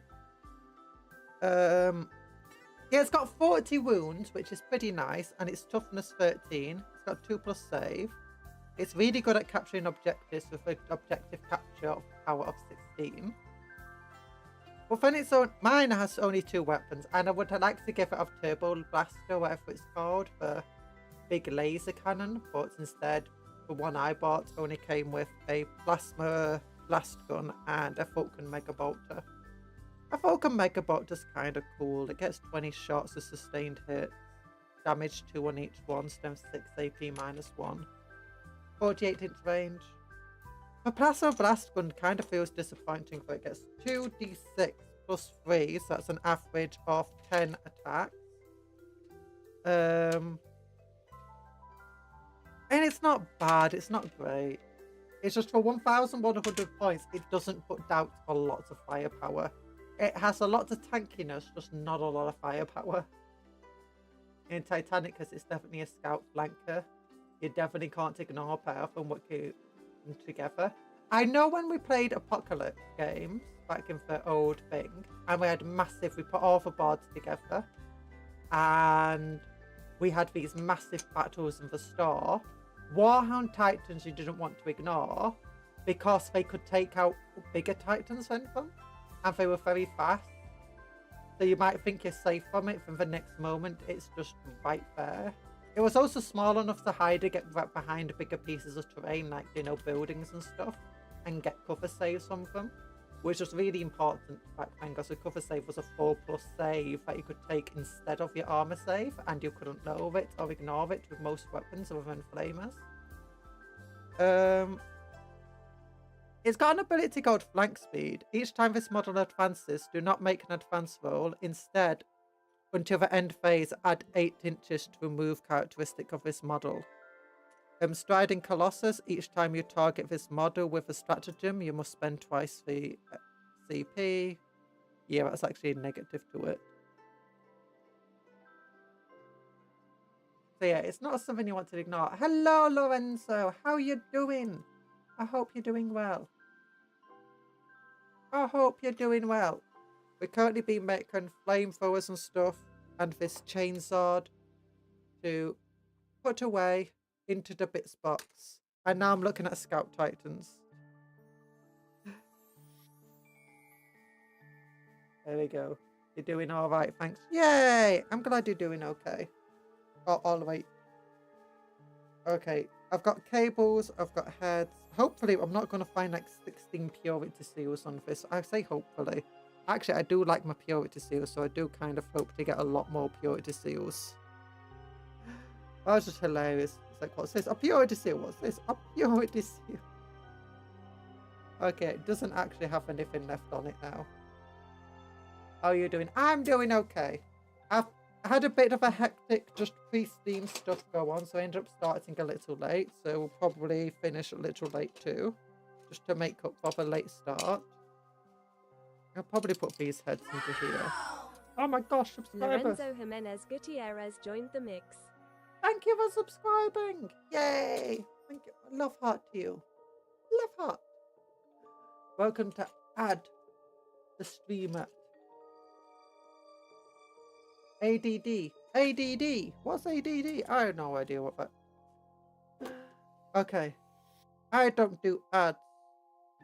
Oh, heavy stubber. I like heavy stubbers. Oh, another heavy stubber. Oh my god. Oh, the autocannons. I don't know. Maybe it's a heavy stubber. Maybe it's an autocannon.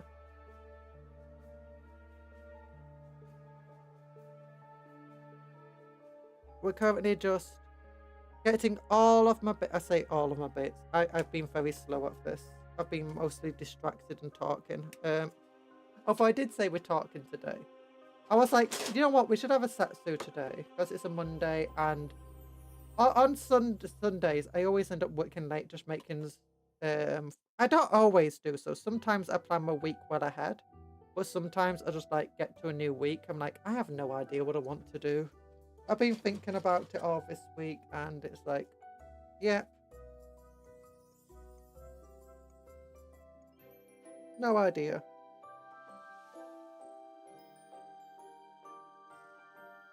Oh, I still want a fortification in 40k that's just got a big chainsaw on the front. Oh, imagine a bunker, right? Bunker. You got a heavy bolter in it, maybe 3 heavy bolters. But on the front, you got a big chainsaw that just swings back and forth if anyone gets close enough. That would be great. Just a bunker that can actually melee you back. Like, oh no. It's an Aegeus defensive line. Oh no. Don't get close to it. It's gonna punch you in the face. Just every single part of the Aegeus wall is armed with a power fist. Oh, that sounds like something that orcs would do.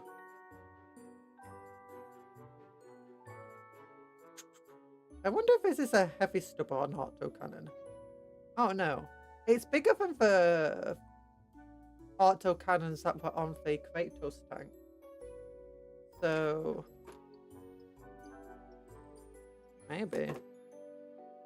You never know. Sometimes heavy stubbers can be big.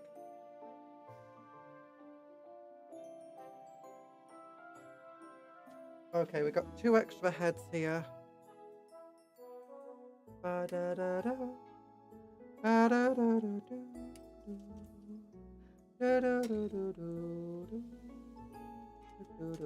what I'm going to do with all of the heads. I know with some of the heads I want to... Oh yeah, by moving the camera where it is further down, it means it should hopefully... Oh my gosh, everything went blurry there. Everything should hopefully be... When I'm working down here, because that's like usually where I end up working, like constantly things are off screen. And I'm like, oh my gosh, that's not on for camera. Hopefully you should actually see more of that. Heavy stubbers. Okay, there's a power fist over here. Imperial Knights are cool. I want to get more Imperial Knights in the future.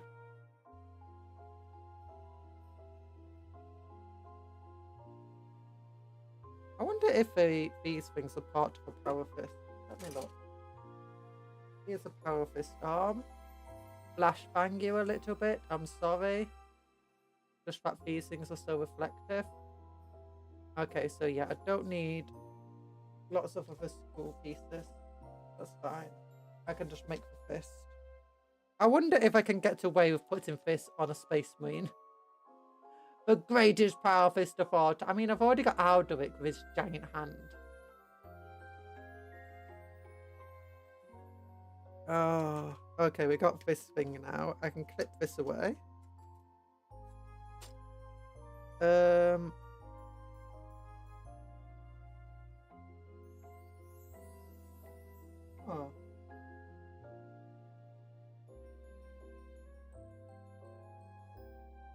Okay, there's definitely a lot of parts here of a power fist. I can make basically half a power fist arm. Is Alderic not enough anymore? This is how you develop a giant fist addiction. You know, okay, let me bring out Alderic for those who don't know or don't remember.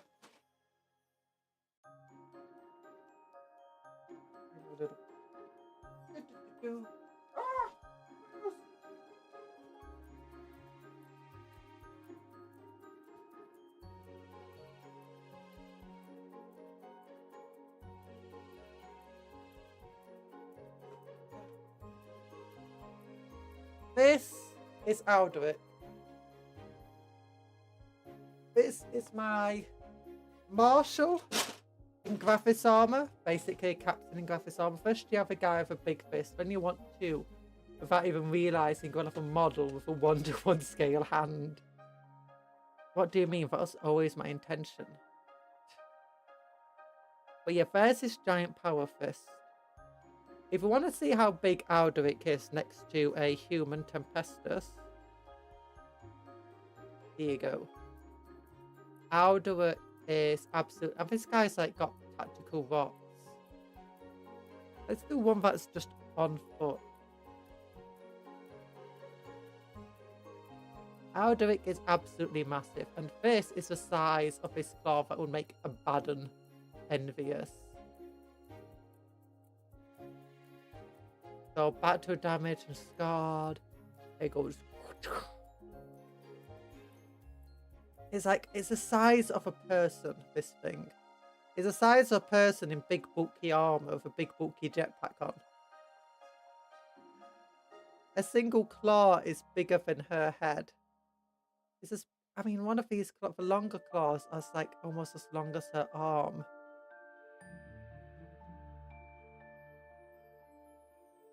I love this guy. This was one of my first models I made when I came back to a hobby. And one of my first models are painted. I mean, he's not painted that well, actually. I really wish I left him till later. But I don't think the conversion was pretty nice for him. It's a pretty fun model. He's on a stool. No. He's not on a stool. He's not on a stool. Shh. This is... It's just his legs. This is his legs. Oh, by the way, that's one of the Imperial Knight heads on his face. I had to make him taller, you get it. I had to make him feel big. I had to make him feel like a centerpiece model, you know, and just feel titanic compared to everybody else. In my head, this is actually how big Alderic is. Maybe one day I'll get someone to make a 3D model of Alderic in his actual size. And then I'll get it printed off. And then we can have Alderic this big, but he doesn't need a mount. Oh, he does have a mount and is even bigger. It's Primarch's. We'll make him bigger. We'll make him tighter. We'll make him 6 foot tall. We'll make him life size. We'll make him 20 foot tall. We'll make him I'll make a new Statue of Liberty, and it will just be Alderic here.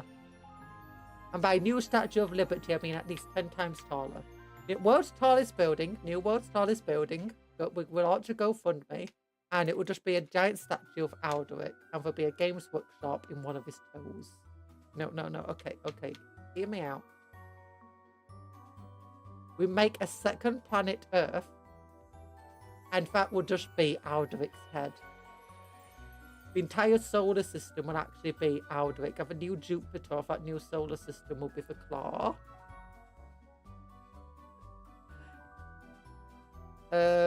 Okay, hear me out. The other universe is not big enough to hold Aldrich in it. I'm joking with you. I'm being a silly goober. I'm a goofy goober. Oh, yeah. We're all goofy goobers. Yeah. Goofy goober.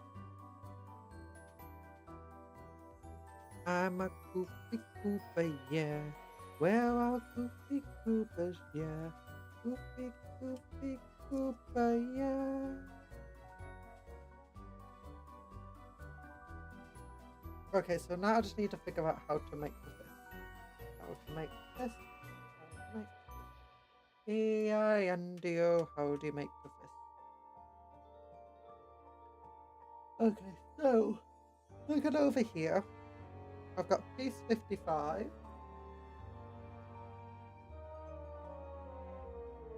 Piece 54, they're both correct. Okay, piece 55, piece 54.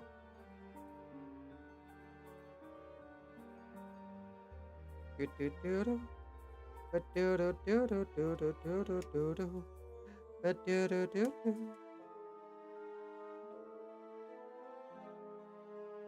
there's some other weird pieces here.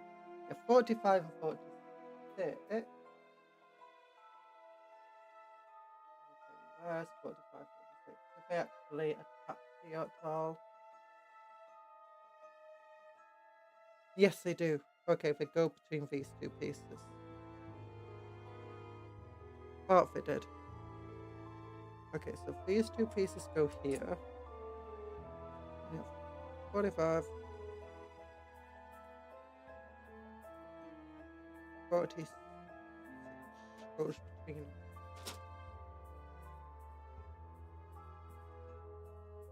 The upper pieces I don't actually have because of the main model we built.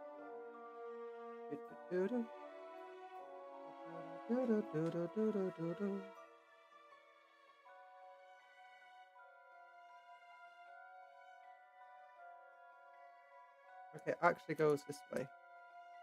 So it goes like this. I like moving parts.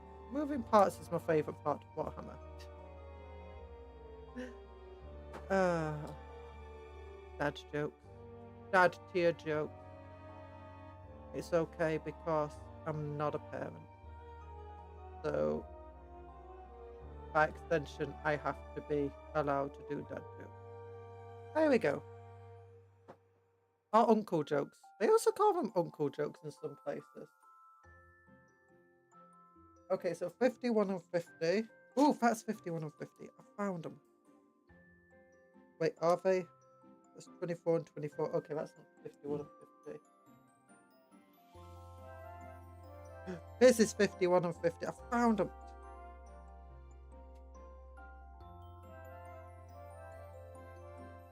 Yeah. Okay, so these two pieces glue together. Like this. Okay. And then they attach like this to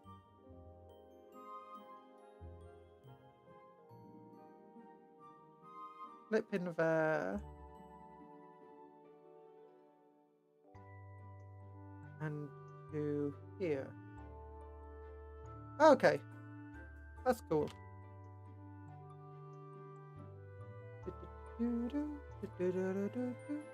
And we clip them together. Does that work? Yeah, moving parts are fun.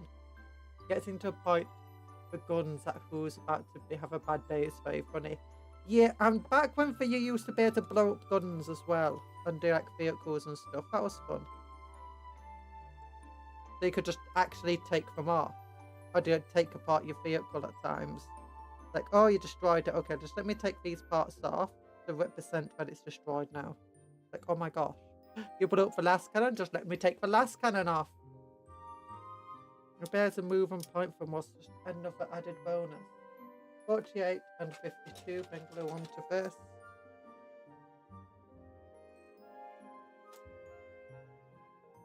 Okay, here we go.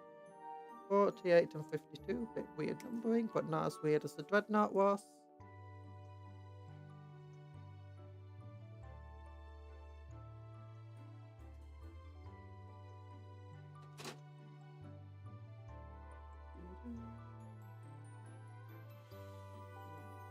Okay, whatever. So the smaller one goes into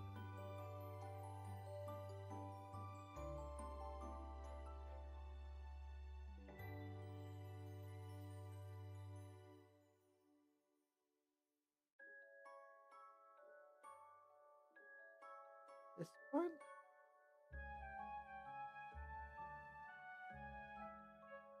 I'm confused.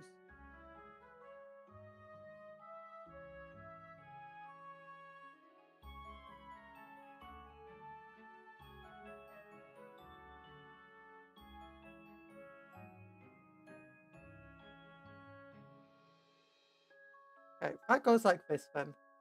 Oh no, you blew off my Reaver-sized Harvest. I was gonna punch you with that. Now I'm sad. Yeah. But the thing is, back in the day, vehicles absolutely sucked. The only vehicle that was good was effectively the Necron Monolith and the Land Raider. Or actually, the Basilisk was good because you could keep it out of the opponent's firing line and just have it hold back and shoot without being shot at. The Land Raider was really good because most weapons couldn't actually hurt it properly or struggled to hurt it. The Monolith, similar. But that being said, is a lot of people just had some really powerful weapons. Like, if you found out you got against a Tau player and they got like strength 10 weapons, or an Eldar player even, and it's like, oh, you can actually damage me relatively easily with your weapons. I say relatively reliably, meaning my vehicle is probably going to be pretty useless for most of this game. But GG.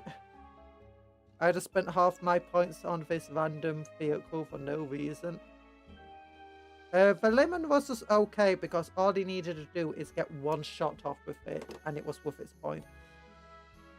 And with 14 front armor, as long as you maintained it front facing to the enemy guns, it was okay as well.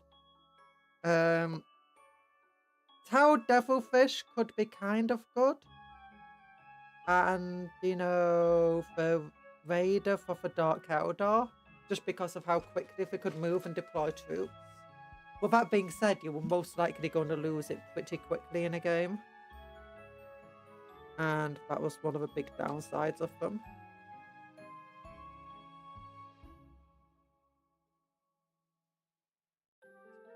Okay, so let's look. Now I need to make the power fish. So A41 plus A14. Okay, so I just need to add these two together.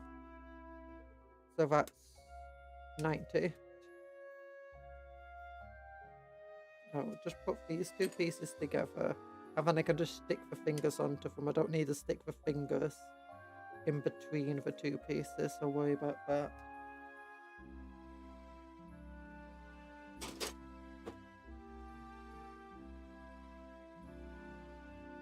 Okay, so two pieces.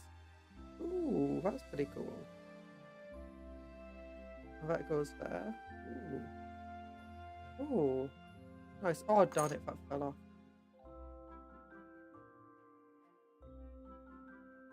Yeah. Well, the thing is, even if your vehicle survived the game, half the time your vehicle would just be immobilized. Or just have been shaken so many times that you didn't get to shoot off your shots.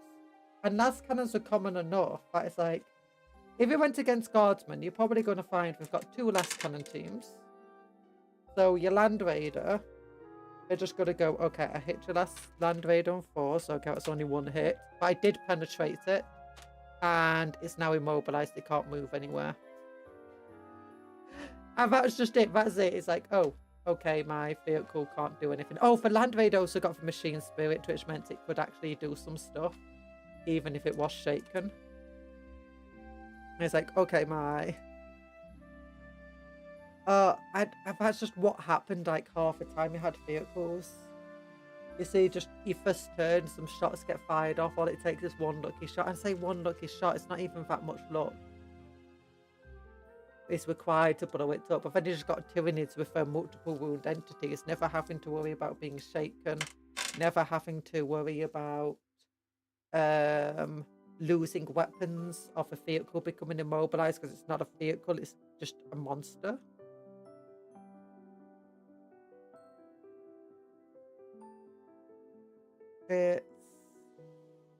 It's one of the reasons why I love the modern version of Warhammer instead.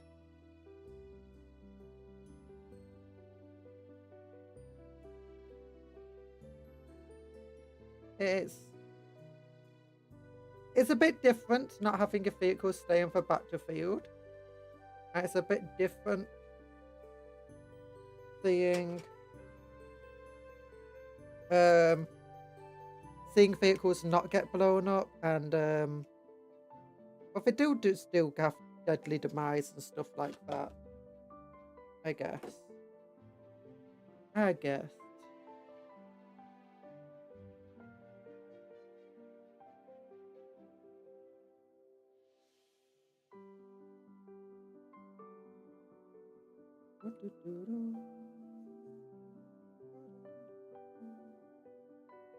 Oh, I can actually just have this thing move about in there. Nice.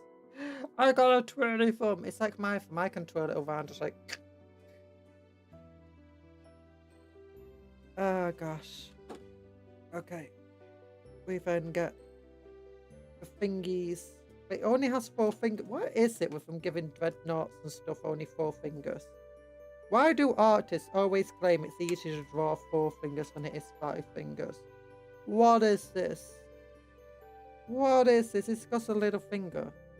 Isn't needed anymore. I lose my little finger all the time. Look, see, using it now. Little fingers are great.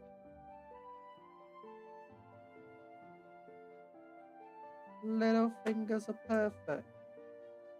Little fingers are perfect. Little fingers are great. Use your little fingers wisely.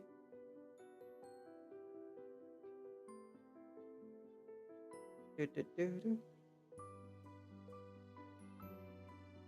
There we go. Didn't Richard Hammond used to have a science show? I suddenly got a memory of Richard Hammond carrying bags and getting like somebody to carry bags to see which finger was the strongest finger when it came to like how much you could carry. And it turned out that the little finger was the best finger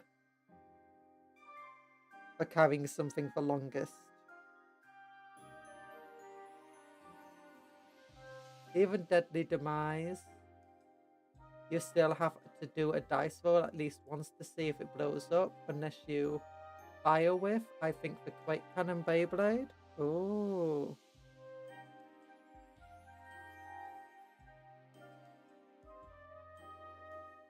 Okay, let's have it closing its fingers so the bottom ones are more closed than the top one. Because that's how hands often are, right? Oh no. Feels natural. Yeah, that feels more natural. Pose of a hand. And then I just need to glue it on.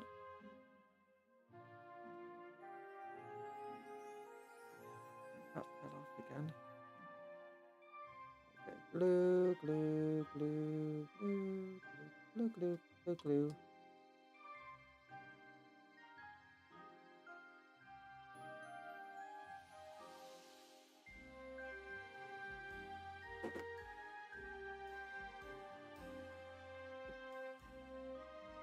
Ba-doop.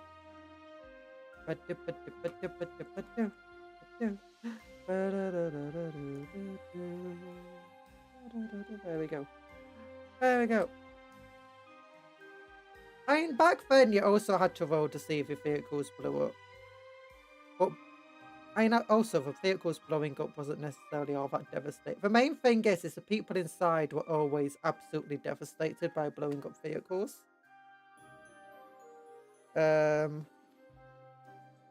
Like even Space Marines, when a rhino blows up, it's like, how is a Space Marine dying because a rhino blew up? Rhinos are pathetic. Space Marines are tough. Okay, so 47 sticks onto the back.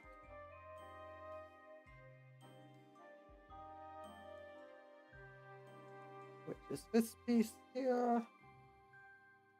Nice.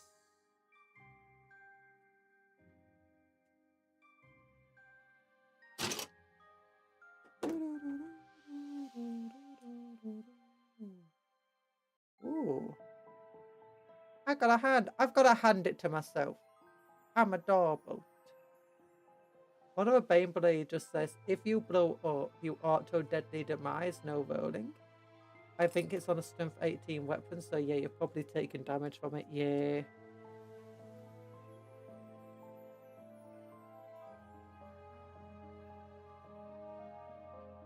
That makes sense. Wait, the Kratos battle cannon is strength 18 if it does his AP shot.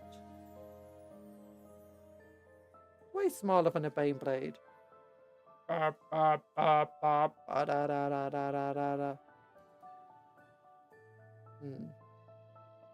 Some of the Baneblades have definitely changed which one's the greatest.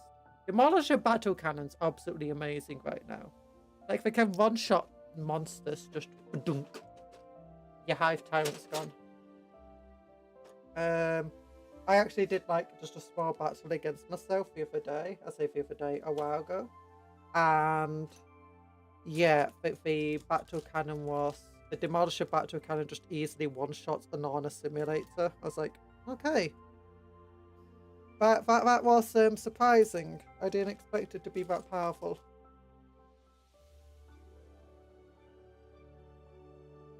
It's like, why? Why is it so powerful?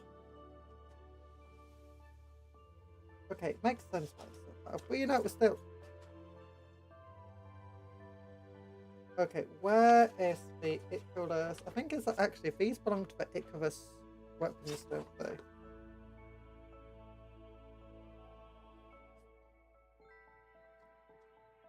Where are you? Where are you?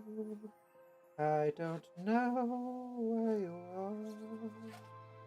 Hello, SLN. How you doing? I hope you're doing well. Okay, there you go. Icarus. It would probably tell me if a back, won't it? 9%. It doesn't actually tell me what it is. But if it's strength 9, it's an Icarus cannon. Okay, 11 is strength 7, AP -1. Maybe it is an assault cannon. Strength 7. Auto cannon.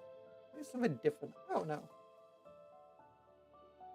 So far, everything is easy going. Oh my gosh. So glad for you.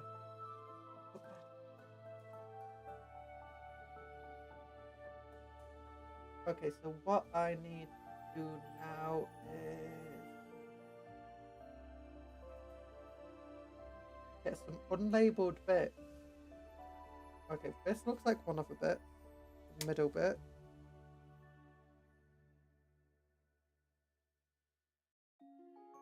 Seven and 6. Okay, yeah, this one is also the unlabeled bit.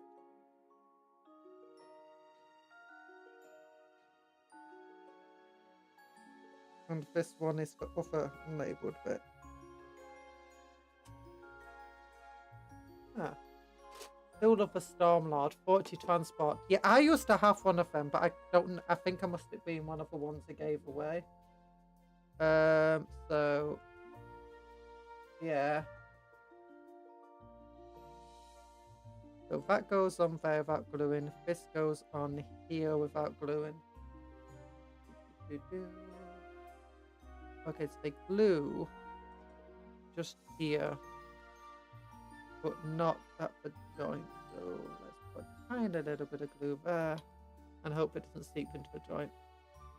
My favourite one, though, I did love the Stormlord, and it's still great. It was, what's it called? It's this one. I think it's a Shadow Sword, I think it's called. Do I have it up there? No, it's not up there.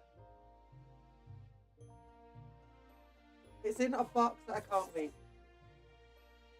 But yeah, it's an anti-Titan one for Shadow Sword, and it just doesn't seem that great anymore, especially compared to other ones, even at its own job. It's like, I feel like the others are just better than it. You know? At its own job. And it is cheaper than the others now. But still, Shadow Sword is a goat. It used to be, but the rules for the moment just make me feel like, that's kind of disappointing.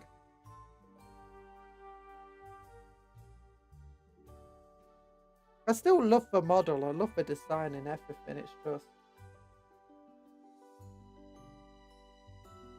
seems it's not as cool as it used to be.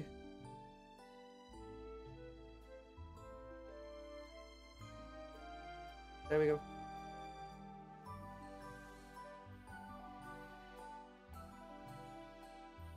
There we go. Unless it got... it's the only gun that wounds on 2s against everything, is it? Oh. Maybe it is still good.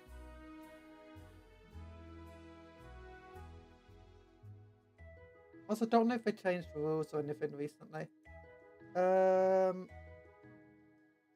Okay. What do I want now? Those 2 pieces attached like that. This piece attaches onto the front. And that's it. Okay.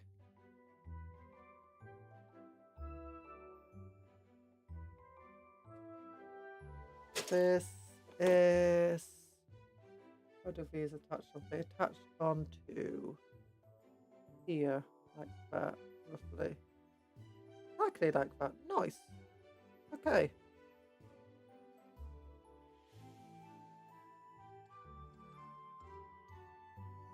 It's been a while since I actually read its rules properly, so either it got up, might have gotten updated since then, or maybe I've just misremembered. I just remember being like, oh, that's not as cool as I thought it would be. But maybe I was just hoping it would one-shot Titans. Since it is a Titan killer. Rah!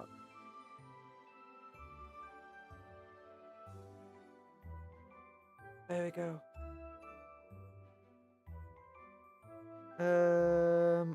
Place this guy here. So he glues onto there. This glues onto there. This glues onto there. Oh, it's like a little Hydra. Oh, but it doesn't point up very well. Okay, not everything on 2s. Strength 24. Minus 5. Strength 12. How many attacks for damage 12? It's devastating wounds on targets in monsters and vehicles.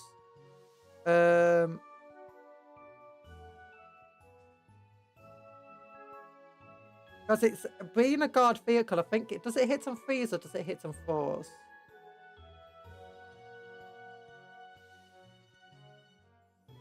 D3 plus 1 blast heavy. Also, with heavy, if it doesn't move, it should hit on 3s.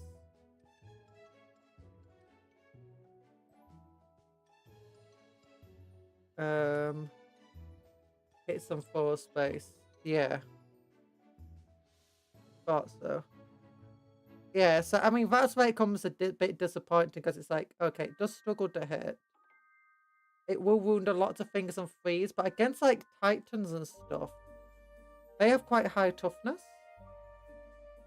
And they have like 40 wounds. And a 5+ refundable save against range in particular.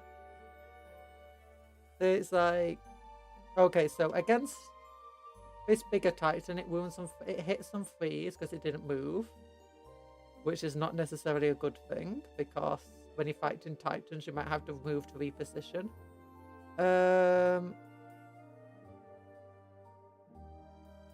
Okay, yeah, this all moves still. That's good. Nice.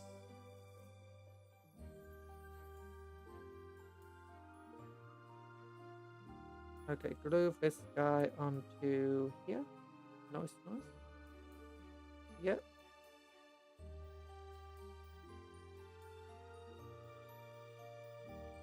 So it's like D3 plus 1 against the Titan means 3 a hit attacks. Optimal conditions of rolling to hit, you're going to get 2 hits. Wounding, you're going to get 1 and a third wound. 5 plus save, your third wound is gone. So you're going to get just less than 1 wound. And then you do 12 damage. Which is okay, I suppose. Devastating wounds would be cool, but your likelihood of rolling is pretty low. I have a Warhound, you get 3 Shadow Shards. Yeah. Still. Yeah, but then 3 Shadow Shards take up a lot of space. Like, as big as a Warhound Titan is, it doesn't technically have a base. And as a result, it fits pretty easily on a battlefield. Like, the amount of space it takes up is the same as, like, 1 Shadow Sword. Whereas a Shadow Sword takes up quite a bit since it's this really wide, fat model. So having 3 of them isn't necessarily going to be an equalizer, since it just means you've got less room to set up the rest of your army. Or they're going to have to come in from a certain angle, and then it just makes it much harder to go through streets and areas, especially since this is not a walker. So it does get blocked. Whereas a Warhound can walk around it all.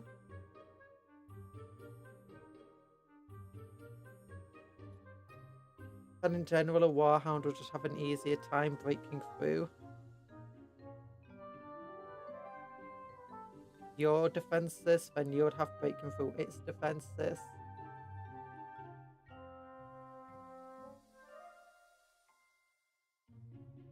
I think it's because back in Apocalypse, the Shadow Sword got we got a little rider.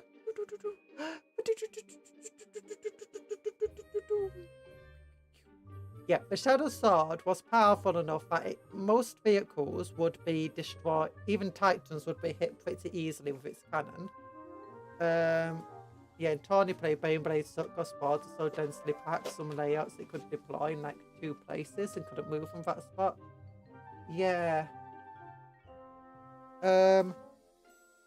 But back then, I think what happened is you had hull points. That's when they introduced hull points, and Titans like had 3 or 4 hull points, and then they had 2 or 3 fortitudes also to get through. And what this meant, but then you had the Shadow Sword could do multiple hull points worth of damage.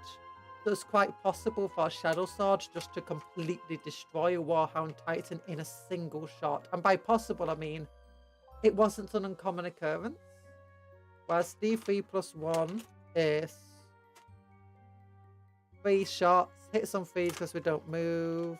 We do get 3 hits. It wounds on. What is the toughness of a Warhound? Let's say it wounds on 2s. And with 5 plus refundable saves. 1. It does 24 wounds. The Warhound still has 16 wounds, and it's still not good by being wounded.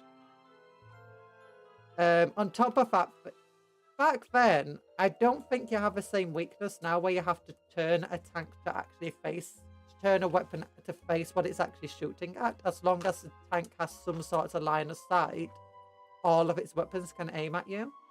I believe that's what happens now. Back in the day, though, you actually had to move the tank so its weapons were facing the enemy.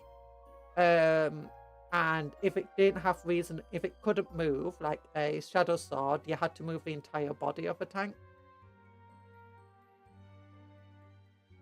So I guess it would have an easier time actually targeting it. But let's do that again. D3 shots for... This time we had to move. 4s to hit, even if it was 3s, would still miss 2. 2, 5 plus saves, 1. That time we only caused 12 wounds. It's still a lot of damage. If you feel no pain on your vehicle though, thanks to like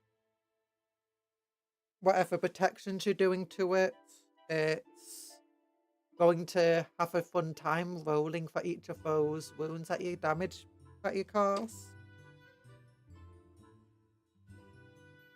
I don't know. Maybe I'm being a bit too picky and pedantic with it. But I swear there's like a couple of other Baneblade variants have way better capabilities of damaging vehicles.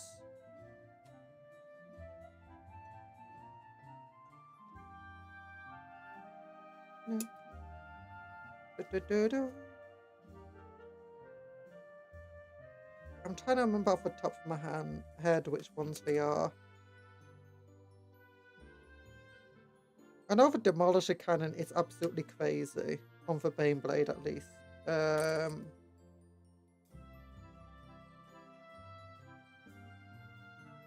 I know one of them has a really powerful short-to-range cannon. I think it does way more damage because of just how much it rolls. Hello, Kill. How you doing? You're having fun? I'm kind of having fun. Okay, let's see if we have any parts over here. I'm having fun discussing Warhammer with you guys. I don't know if you guys are having fun. Are you guys having fun? I hope you are. Or at least enjoying the stream, you know. Like maybe talking about Warhammer's not necessarily fun. There you go.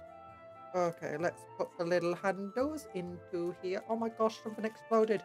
You threw a bomb down. Oh my gosh. Hi, Nano Fate. How you doing?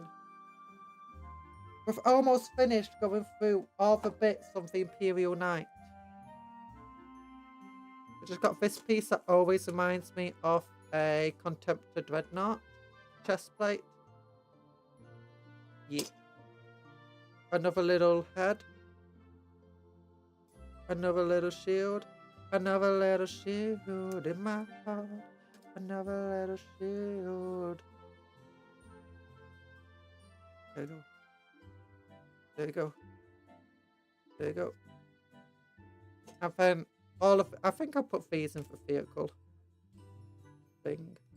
All of these little eagle heads. I glue them to a different vehicle. Okay, any purity seals on here?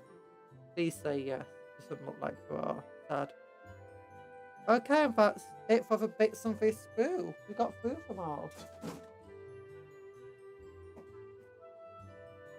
Bane Sword is the one for Quake Cannon. D6 plus 6. 4 plus to hit. Strength 16. 4 damage. Blast ignores cover. If you blow up the vehicle with a Quake, it blows up on a 3 plus instead of a 6 plus. Ooh. That's cool. Strength 16. D6 plus 4. D6 plus 6. That's 9.5 down to 4. 4.2 fat. No, 4.75. Strength 16. Wounds on 3s against most Titans.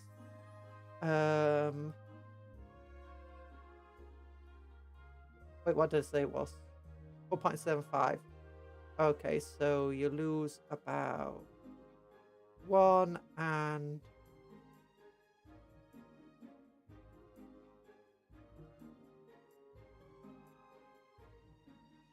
0.6. You're down to about 3.15 times 4, 12. You're doing about 13 wounds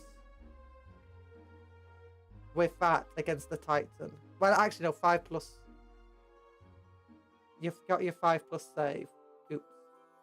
So you're doing about 8 to 10 wounds against the Warhound Titan there, which is actually it's a very similar amount to what you'd be doing with a Shadow Sword. I love how fluffy that rule is. What do you mean fluffy? Because it's like very related to the fluff, the lore.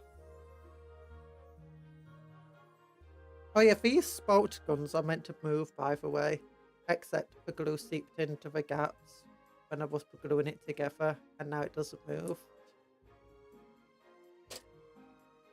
Okay, so that's all of the I can throw away this big Imperial Night box now.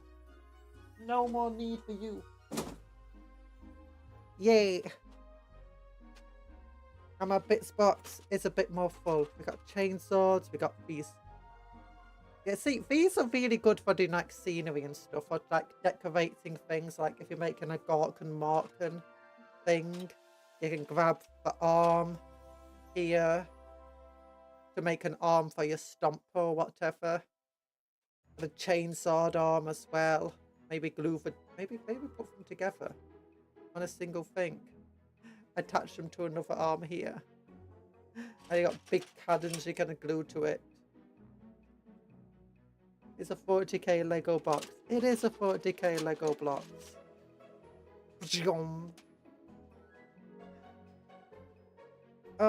But yeah, lots of these are really good for like if you're building bunkers and stuff.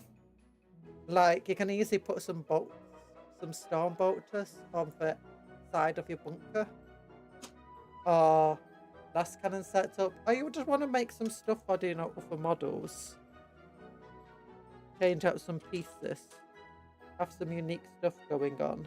I think that could be a cool chest plate for some sort of Terminator. I don't know.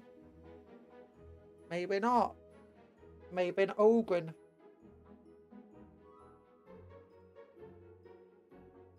It's definitely a good idea though, if you're like me and you play Black Templars, collecting from all of your model kits where you don't use a multi-mounter option or the motor gun option, because then you can make your own multi-motors, pintle mounted or whatever, attached to it to show it off.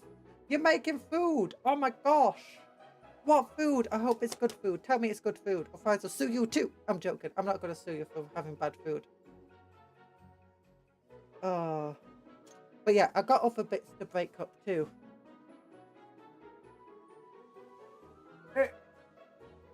I got a drop pod here.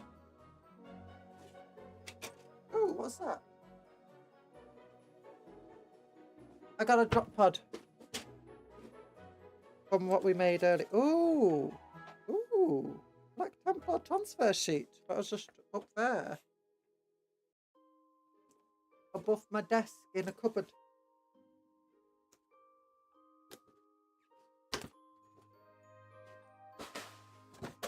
Okay, this should be easier. There should be far less part to worry about here. Okay, yeah. And lots of these parts are just like Space Wolf pieces, Blood Angels, Dark Angel. Because obviously I used the Black Templar pieces that came in the kit to put it on the drop pod. If I was thinking about just using normal Imperial stuff. The Imperial Eagle instead.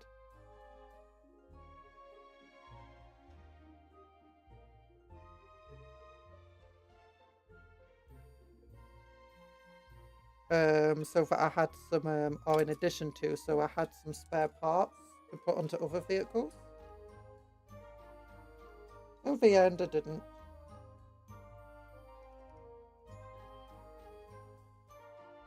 Some of those Templar crosses look night-sized. Yeah, we can put them on the night. Oh my gosh.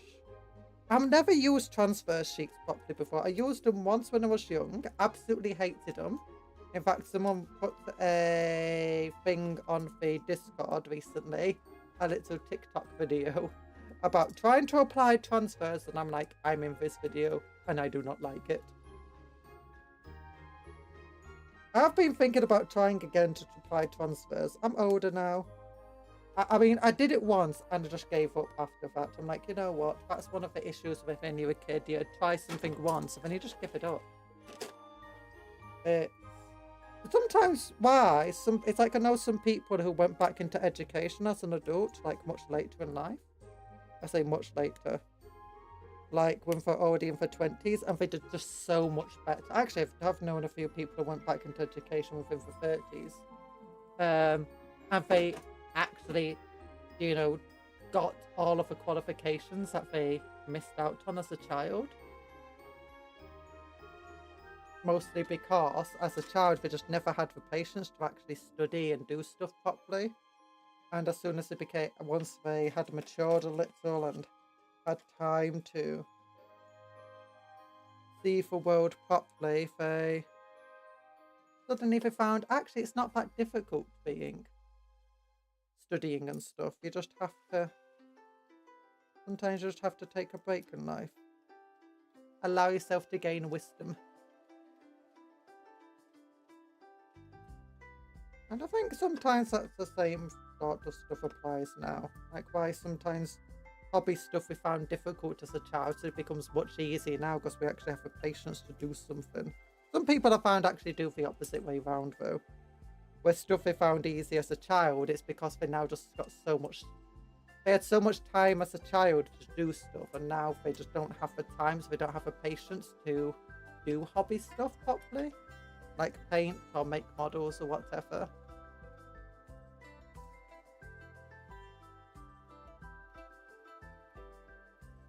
Oh gosh.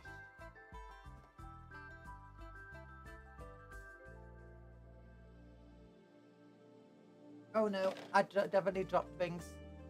Looks delicious. Don't eat my bit! I dropped an EP with the eagle. The Inquisitor's gonna get me. Okay, I found it. The Commissar won't shoot me. The Inquisitors aren't gonna call me heretical. For dropping an Imperial Aquila. Don't have such delicious looking bits. No, they're not delicious looking. They're plastic.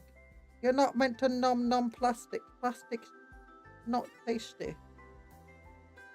Okay, maybe it's a little bit tasty. Just nom the sprues instead. Nom the sprues. No! Have to protect the bitch. Protect them. Okay, I'm actually going to keep this box because I don't know which boxes are going to be the most useful for... because I'm using the boxes as well for storage. For models. Like my old world models. And this size box is perfect for night goblins with bows. I don't know, goblins with bows. You can line up 40 this way, and then you can line up 40 that way. And it's pretty much perfect, exactly. The issue is with goblins with spears. Goblins with spears should be fine, but for goblins with banners will be going over the side. There's no copper in here for you, Emperor of Rodents. Okay, who promoted Talan to Emperor of Rodents? Talan is more just like an intern of rodents. Oh, hiccup. I hiccuped, I'm sorry. I'm not a fish! Not a fish. That's what Copper would say. It's not. Copper doesn't say anything other than sometimes bzzz.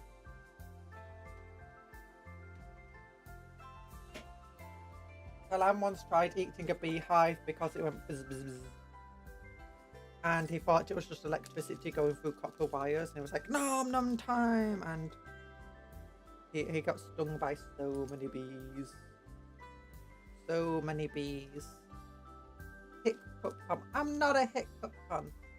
And you are like a regional manager of Cupcakes. You know, I never said an emperor of Cupcakes or anything like that. I'm just a Cupcake Conjuror. Bzzz. Bzzz. Oh wait a minute, that's not glued together properly.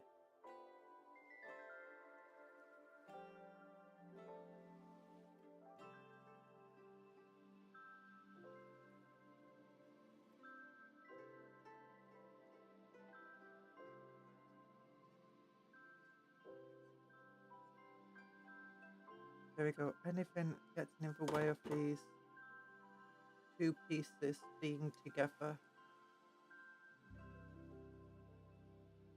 Speak now or forever hold your peace. I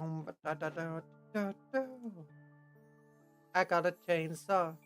They don't even make the same sound. I know, and that was why it's so weird that you ate a beehive, or tried to.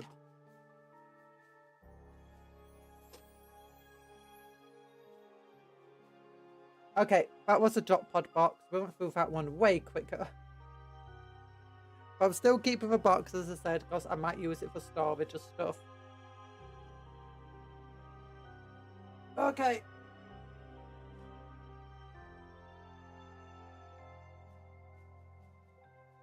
But I do have a Black Templar box here of Primaris Black Templar. I've already gone through these once and taken all of the easy to get bits off. Like ones where you don't have to glue them together. Heads without helmets, I don't care about keeping track of. So I can throw all of them out. We'll just do that first.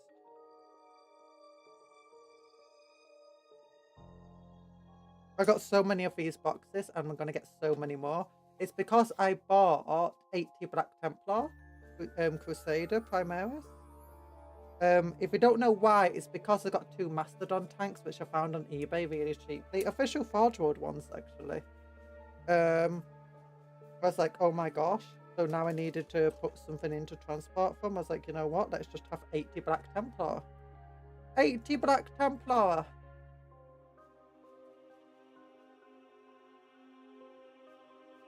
Going to match those boxes in boxes in boxes. Boxes and boxes and boxes. No, we won't keep boxes in boxes. We'll keep models in boxes. Oh, there's that skull again from before. Okay, all of these heads. Who would win? Skyrim Arc, Lord of Rings Arc, or Warhammer 40k Arc? Honestly, depends on which Arc you're talking about. Skyrim Arc. There's a handful of really powerful orcs in Skyrim who have powerful magics or otherwise incredible warriors. But there's very few orcs in general, and the average orc is honestly not really... The average orc's pretty much on par with an average human in Skyrim. Your Lord of the Rings orcs are usually kind of terrible, but again, there are some orcs that became incredibly powerful. And they've got more mythological style power compared to others. They're definitely probably the best generals out of the 3 of them, because they make amazing generals, and best industrialists, maybe. But 40k orcs, the average orc is just way stronger and way quicker than the other orcs. They're not going to stand a chance. They're probably also way more technological advanced on average, because they got sci-fi weaponry. And when it comes to your peak orcs, you got the likes of Gaskell Thacker, you've got the likes of a Beast, you've got... And honestly, nothing really compares to them on either side. I know I am. Generic store-bought... I just wanted to talk about everything. But generic store-bought orc/orc, just taking the average one. Lord of the Ring orc is the weakest. They barely even cope against humans. The Skyrim orc is next because they're roughly on par with humans. And your 40k orc or fantasy orc is just way stronger and quicker than a human. So yeah. That's about it.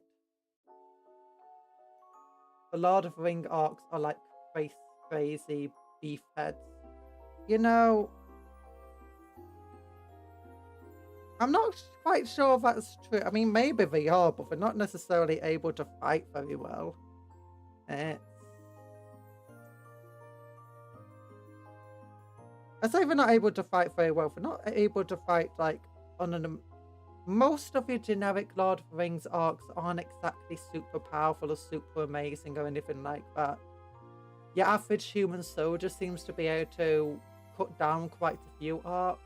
And if you go by the rule books for orcs, most orcs outside of just a handful of really powerful orcs in the media are just so much weaker than compared to almost all human types warriors in the Warhammer board game.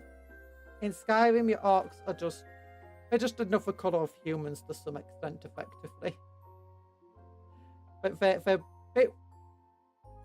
a bit better at smithing and they're a bit stronger than your average human. But in terms of a fight, of them fighting one another, they're roughly on par. And then your Warhammer and your Warhammer orcs are just so incredibly They're massive. These massive guys, their forearms are the size of your bodies. Do you want to see how powerful an average orc is compared to an average human? The Tives episode 3 has a really good, visualization of just how scary and powerful orcs are. And the only real equalizer is the fact that they're fighting Karaskin who have good armor and good weapons and good training.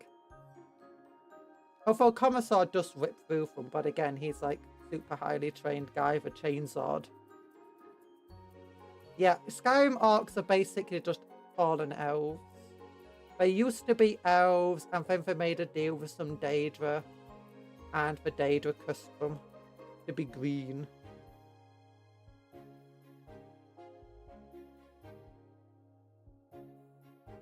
I could take an arc. Which arc? Warhammer arc, probably even... Not Warhammer arc. Lord of the Rings arc. Average one. Starbart. You could probably take on. If you're ready for a fight and well equipped. The others... I mean, maybe. Warhammer 1, I doubt it. You'll just be absolutely dominated. Most humans would be. The main thing that humans can do against orcs is just shoot them in the head. Have it shoot them in the heart. Have it just shoot them everywhere else and finally it dies. Well, thankfully, a last gun can shoot a lot of shots, so it doesn't matter. And a bolt gun can shoot an explosive shot that hits them in multiple places at once. And eventually they get brought down and die. Okay, let's look. Any other hands? No. Okay, this one gets to go in the scout hands. Okay, is this scout or space marine hands? That scout hands. Okay, this gets to go in the scout arms. Good. All the arcs. You couldn't beat them. You're a tiny little rat man.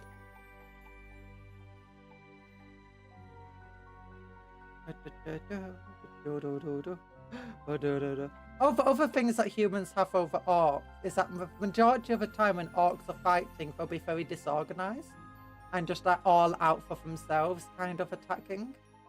Not all the time. If you've got a really good war boss and really good knobs and stuff, then they'll generally can become extremely well organized. But your average orcs are going to be very disorganized, very shoddy in the way they actually fight and stuff. And as a result, the training and discipline of human armies and other armies can actually like bridge that gap between their wild ferocity. Which is like where in like Warhammer Fantasy comes in terms of Total War, where you see squads of, I say squads, units of well-organized halberd or spear regiments just holding off these massive hordes of orcs. Because it's your disciplined ranks versus your disorganized horde. Orcs don't have a power of friendship. Orcs have a big power of friendship. Some orcs are really good friends with one another, you know. Look at this gun. Some orcs are really good friends with some humans, actually. And then they're really sad when they betray the humans. And they're like, I have to betray you because, it's the orky way, but I'm really sad about betraying you. Even though it's the orky way. And the human's like, yes, I understand. It's fine. I was planning to betray you too. Even though he wasn't planning to betray him. It's like, oh, thanks, man.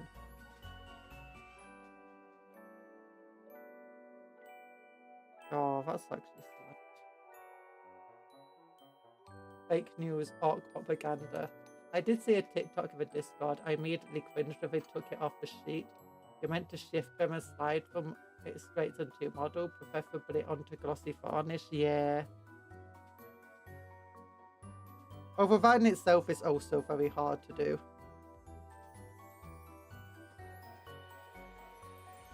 And I know that I tried it that way, but I just presumed the other way was the way you really meant to do it. But I'll try it that way again. Next time we try to do transfers, I'll probably do it on stream, and then I can clip for 5 hours of me just trying to get one transfer onto a shoulder at the correct angle.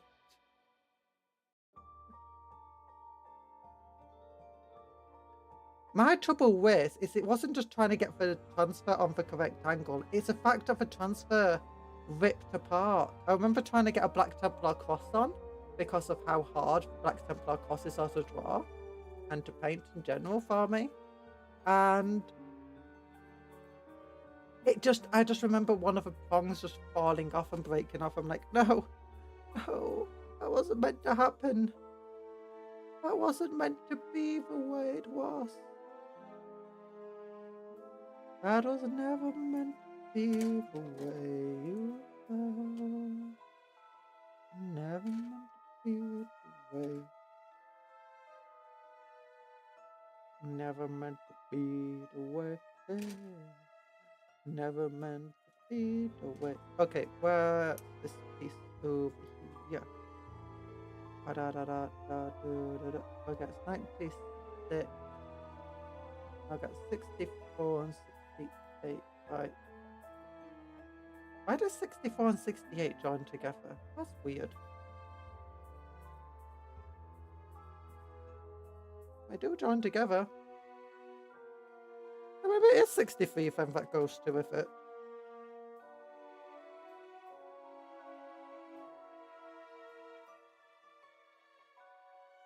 Just draw from no need for stickers. See, that's difficult as well. Drawing from is difficult. That's what I was saying. After failing it and tearing such transfers and airfix model when you're young, I've learned this better. A better way through much sadness.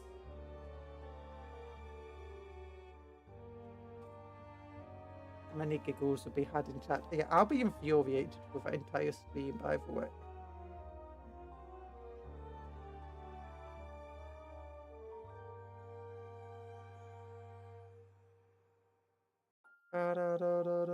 Okay, definitely don't think this arm was meant to glue to here. Yeah, this arm is way off.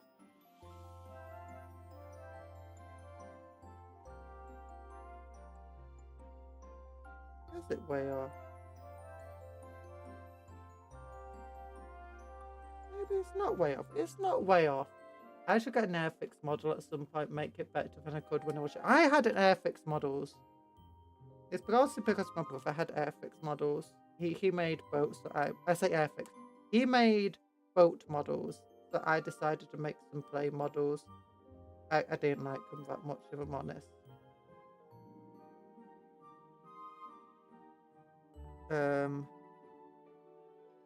Also, my grandfather really liked Airfix models and stuff. So I was like, you know what? Let's get some. Let's be closer to these guys. And then I discovered Warhammer. I was like, you know what? Wait, did I discover Warhammer first? Or was it after? I can't remember. I remember at some point in life. Okay, no, that's definitely not where it goes on.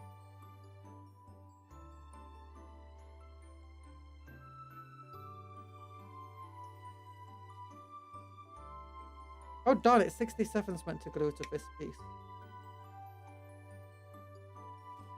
Not this one.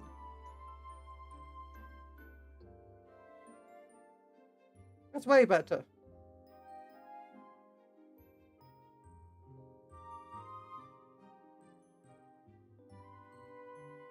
There you go.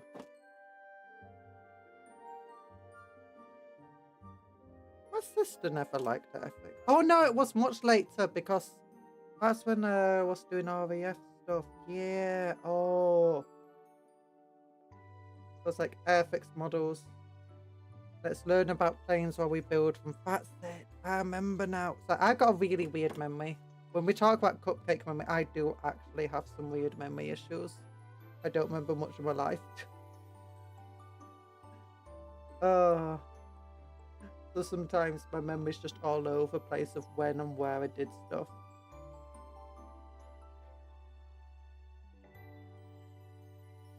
I'm like, oh yeah. Airfix is a gateway model, I swear. Yeah, Warhammer was my gateway model. Airfix came much later. Now that I remember properly what I did. Yeah, my brother made. He still makes naval models actually. Grandfather's long dead now. I wasn't a big fan of Airfix models though. It's because they're so tiny and delicate, and I just didn't care for them. The same extent, they're not as cool. Like, yeah, that's a historical thing, it's 1-to-1, but it doesn't bring my imagination to life. It just makes me think of all the terrible things that happened in the wars.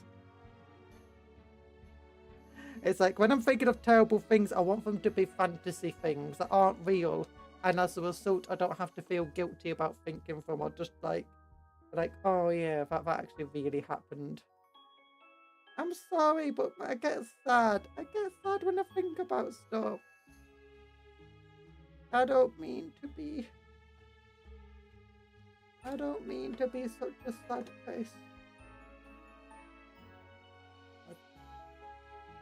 Where did that arm go? The other arm ripped off the gun.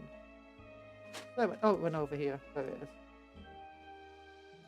Okay, now, is the gun, that's roughly around 65 number piece? Okay, it shouldn't be a heavy bolt, it should be a smaller one. 65, yes! Okay, this one glues to 65. Yeah, Black Templar sprue can also be a bit confusing.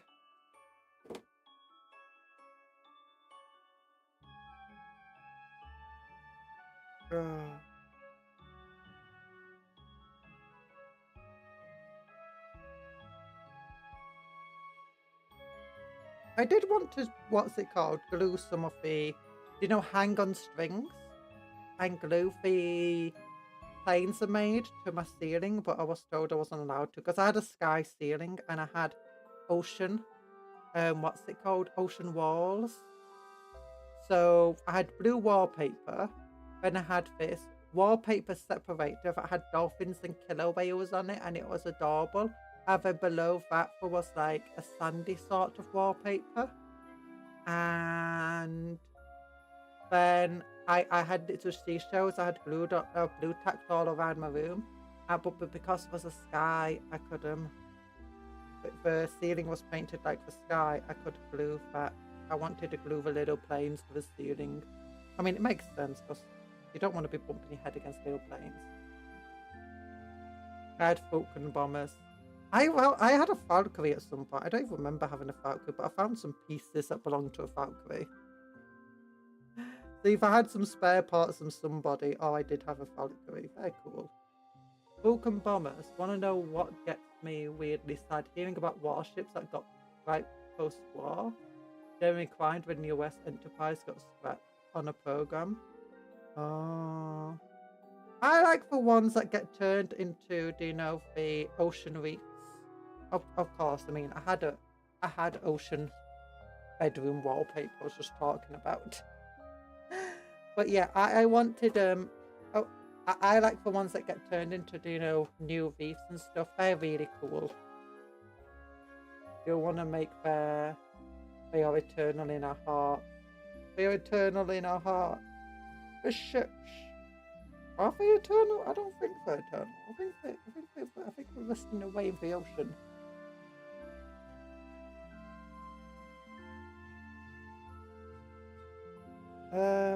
And it makes sense that they have to get scrapped, though. You can't keep them around forever.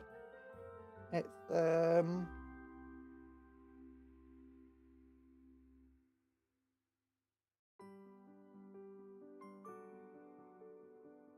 and it's sad, but it's a necessary thing. Getting rid of old ships. Getting rid of old ships.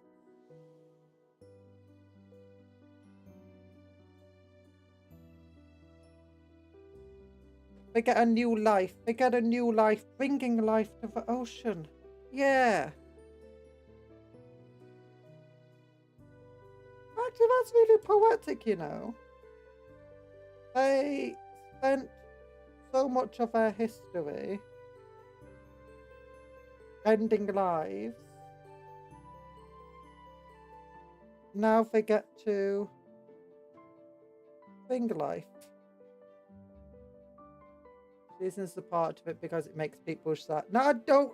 No. No, I was trying to give a happy spin to it.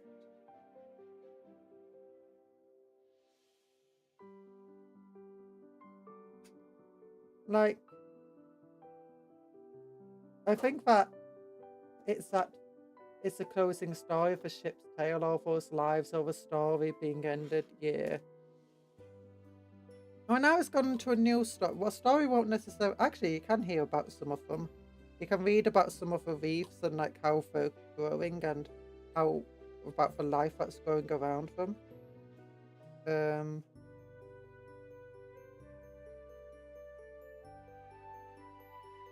The ones that were scrapped inside, like, there were ones that were scrapped in a really horrible way, though. In the Asian Sea, around Japan and China and stuff. Because rather than bring them back, we're like, you know what? We'll just get rid of all this equipment here, including all the ammunition and stuff. We'll just sink it, scuttle it. And that caused a lot of environmental damage.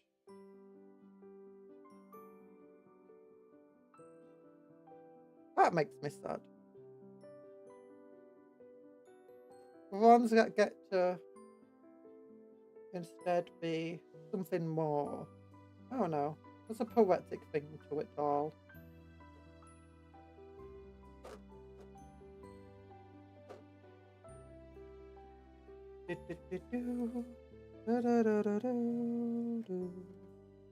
Perfect. Oh, I remember something I had once, and they were really fun. Did anyone have those? You know, they're made from little foam things. They're little planes, right? And they got foam wings and a little thin foam body. And then they got like this propeller on the front, and you throw them, and they just go like forever. It was just like super far because of how they catch the wind.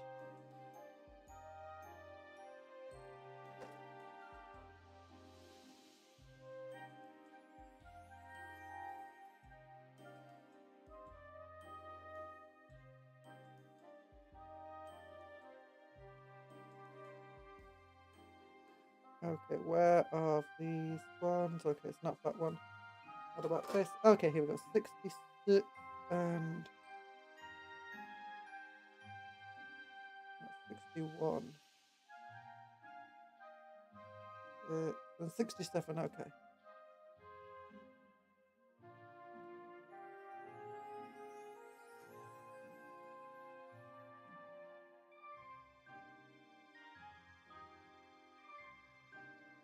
Yeah, okay. There we go. Admiral Hipper is currently upside down near a Pacific island. Her wooden propeller stuck out in the waves. They used her as a nuclear blast site, but she didn't sink, so they scuttled her. Ooh. I do remember from doing like some testing of nuclear weapons against ships and stuff. As I remember, like I was there. I remember reading about it. About history.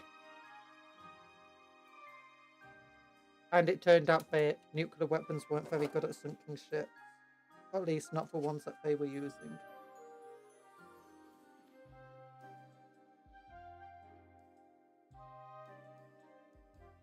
Have to go now. Bye-bye. Bye-bye. We'll be ending the stream soon as well. I'm just going to make this one last set of arms, which I'm going to leave to dry, and then I can put them in the big spot without worrying that they're going to break as much. Plastic glue is pretty effective, you know. And even if they do break, I'm not actually going to use bolt guns and stuff that much on scouts and neophytes. Bye-bye, Talon. It was nice having you here. Thanks for being a cool little mod. Also, why is Talon being promoted to some sort of monarch, by the way? Rat King, Rat Emperor. When did this happen? Did he marry the Rat Empress or something?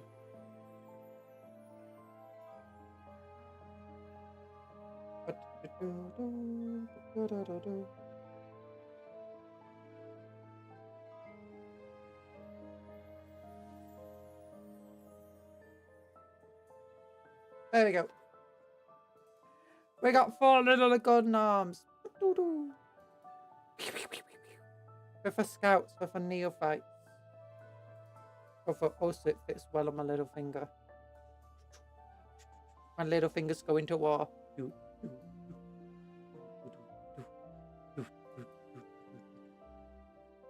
Oh, by the way, for those who haven't actually seen my neophytes and my scouts, I'll show you them.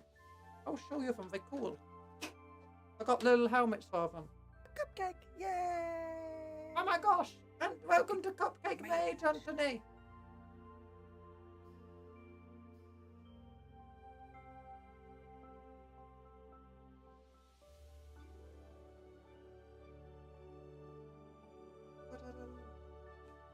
Welcome to Cupcake Mage! Oh my gosh! Now, as a Cupcake Mage, you are now allowed to use and learn cupcake magic. So I expect you to start meeting quotas for turning people into cupcakes and summoning new cupcakes, okay? Oh, thank you, advice. Thank you. Very nice of you. Oh, but here we go. Here's the helmets I give. I give them these Horus Heresy helmets. Because I feel like they're rather fitting. I don't like people running around without helmets in a battlefield. Especially my little important Astarte models. Yeah, this guy's point, he's a sergeant. Got a little backpack on, he's got a little cape, he's got a cool chainsword. Like, oh my gosh, go forward. Some of them have Black Templary parts, others have actually. He's the only one that's using normal scout parts and for kill team scouts. Look, grenade, sniper rifle, cool helmet. Okay, can I get it to focus the zoom in a little bit more so you can actually see better? Let me hold the autofocus button. Didn't really do much. I'm sorry. But it's one of the Horus Heresy helmets. I think it's a Mark III helmet. You can see that I chopped something off the top, and that's because it was a little spike that was meant to be on top of the head. And I've got plenty of heads because I bought them all just on eBay and stuff because apparently they're really cheap. Not even 3D printed ones, they're just plastic ones. Okay, well, those are Primaris heads. Those are... Those I got a bunch spare. Here we go. Here we are, I got one of these things. Lead me to the lab, I shall conjure many interesting flavours. Yay! But yeah, just buy these things. Yeah, you got little spikes on, but I cut it off the spikes because I don't need them. But yeah, all of my neophytes and all of my scout squads. I've got 3 scout squads. Only 2 of them are scout squads I've built you so far. But all of them have these types of heads. And I interchange the bits of the 8 Crusader squads I bought. You get 4 neophytes in each of the boxes, so that is 36 of them. So I'd be mixing and matching parts with my 30 kill team scouts, which thankfully I bought them before they re-released them at a more expensive price. So a bunch of tokens in that I'd never use because I don't play kill team. But yeah, they're really fun to convert these guys actually, because you can give them a little hour specs and you give a little pistol and have them running along. And look at this guy, he looks so camp. Oh, look at me, I'm just running along. I think that, oh yeah, and obviously I have a thing where each and every single Black Templar has 1 Black Templar shoulder pad, having 1 blank shoulder pad. And because I've got enough neophytes, I can actually make them all have at least 1 of each. Because each neophyte in the Black Templar Crusader squad comes with 2 of these shoulder pads. So I've just equipped them so most of them only have 1 blank, 1 Templar. I'm going to upgrade Spoo, might have another neophyte. thing anyway. But yeah, Black Templar with a sniper rifle. What is this? That's one of my crazy things about my Black Templars, is that for Alderic here, a martial for our crusade, not a high martial, our martial. He is all, well, he might be all about melee warfare with his giant fists, personally, combat. He is all about, maneuver warfare and actually, fighting well and properly and making sure that not you're having to constantly replace everybody.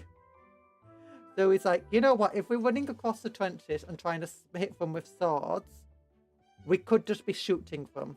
So maybe we should do more shooting squads. So like he personally needs over 3 squads of stern guard with heavy bolters and heavy bolt rifles.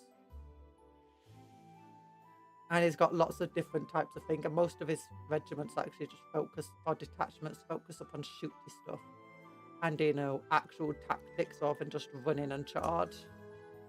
This sounds like so sorts of heresy. You should engage the enemy in honourable close quarter combat. Yeah, he does. He personally does.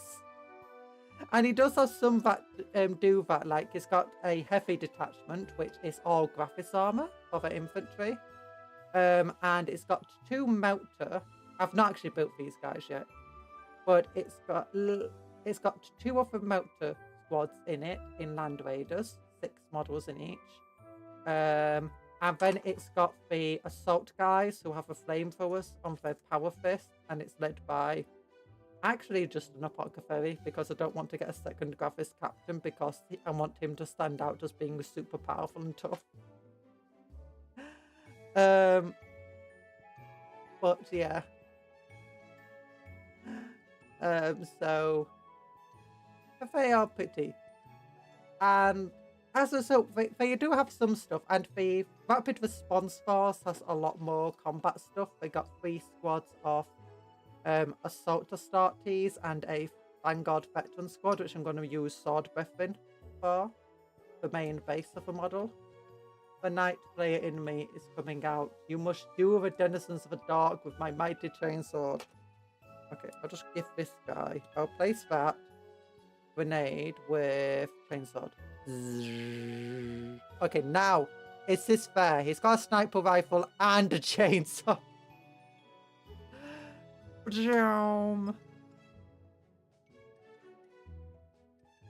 Also, also, for what I call the mobile battalion, it has both the Mastodon tanks in it, and it's got 40 Marines in it, and it's got 80 of Crusader Squad Marines in it, and all of them are armed with close combat weaponry. Except one of us, it's actually, each of them have 2 squads of 20 in. The first squad of 20 has 4 power fists. The second squad of 20 in the Mastodon has 4 flamethrowers. The reason being is that the Mastodon you can't get out of and charge in the same turn. So what happens is they get out, and the guys with the flamethrowers support the ones with the power fist. So if the ones with the power fist are being charged nearby, or about to be charged, the flamethrowers just do a stand and shoot to flame them. So whoever's about to be charged, they get a stand and shoot against them with flamethrowers, which are automatically hitting, and there's 4 of them, and they're the strongest heavy flamers. So that is effectively the tactic behind it. I know it would probably just be better to give them 4 power fists anyway, but, tactically speaking, I feel like it would be better to have 4. Also, for Black Templars, you have to have Purifying Flame. What's the point of giving them the flamethrower option if they're not going to take it every so often? Also, in his own squad, he does have a Redeemer. Does he have a Redeemer? Not a Redeemer, a Repulsor with 10 Templar inside it, who will also come out and combat the enemy.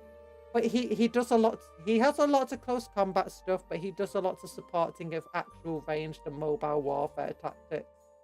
Everyone that wants to get close to the enemy gets a transport to get close, otherwise has jetpacks. Jump packs, not jetpacks. Jump packs. Mastodon is so funny that the motorway, meaning law-wise, it bores into the bunker itself. It's like one of the subway tunnel drills. And then the doors open. Yeah, that is actually really cool. That's actually my entire idea, is that they come out, Emote blasts into your fortress. It comes out, with the weapons of a Mastodon fire into your ranks. Then the first squad of Templar come out and just flamethrower everybody, with the rest bolt pistoling, using their heavy bolt pistols and bolt pistols just to shoot everything. And the pyre pistols as well. And then the second squad, it comes out with their bolt pistols. And then you get into combat and find out 4 of them have power fists and are punching you in the face. So, yeah.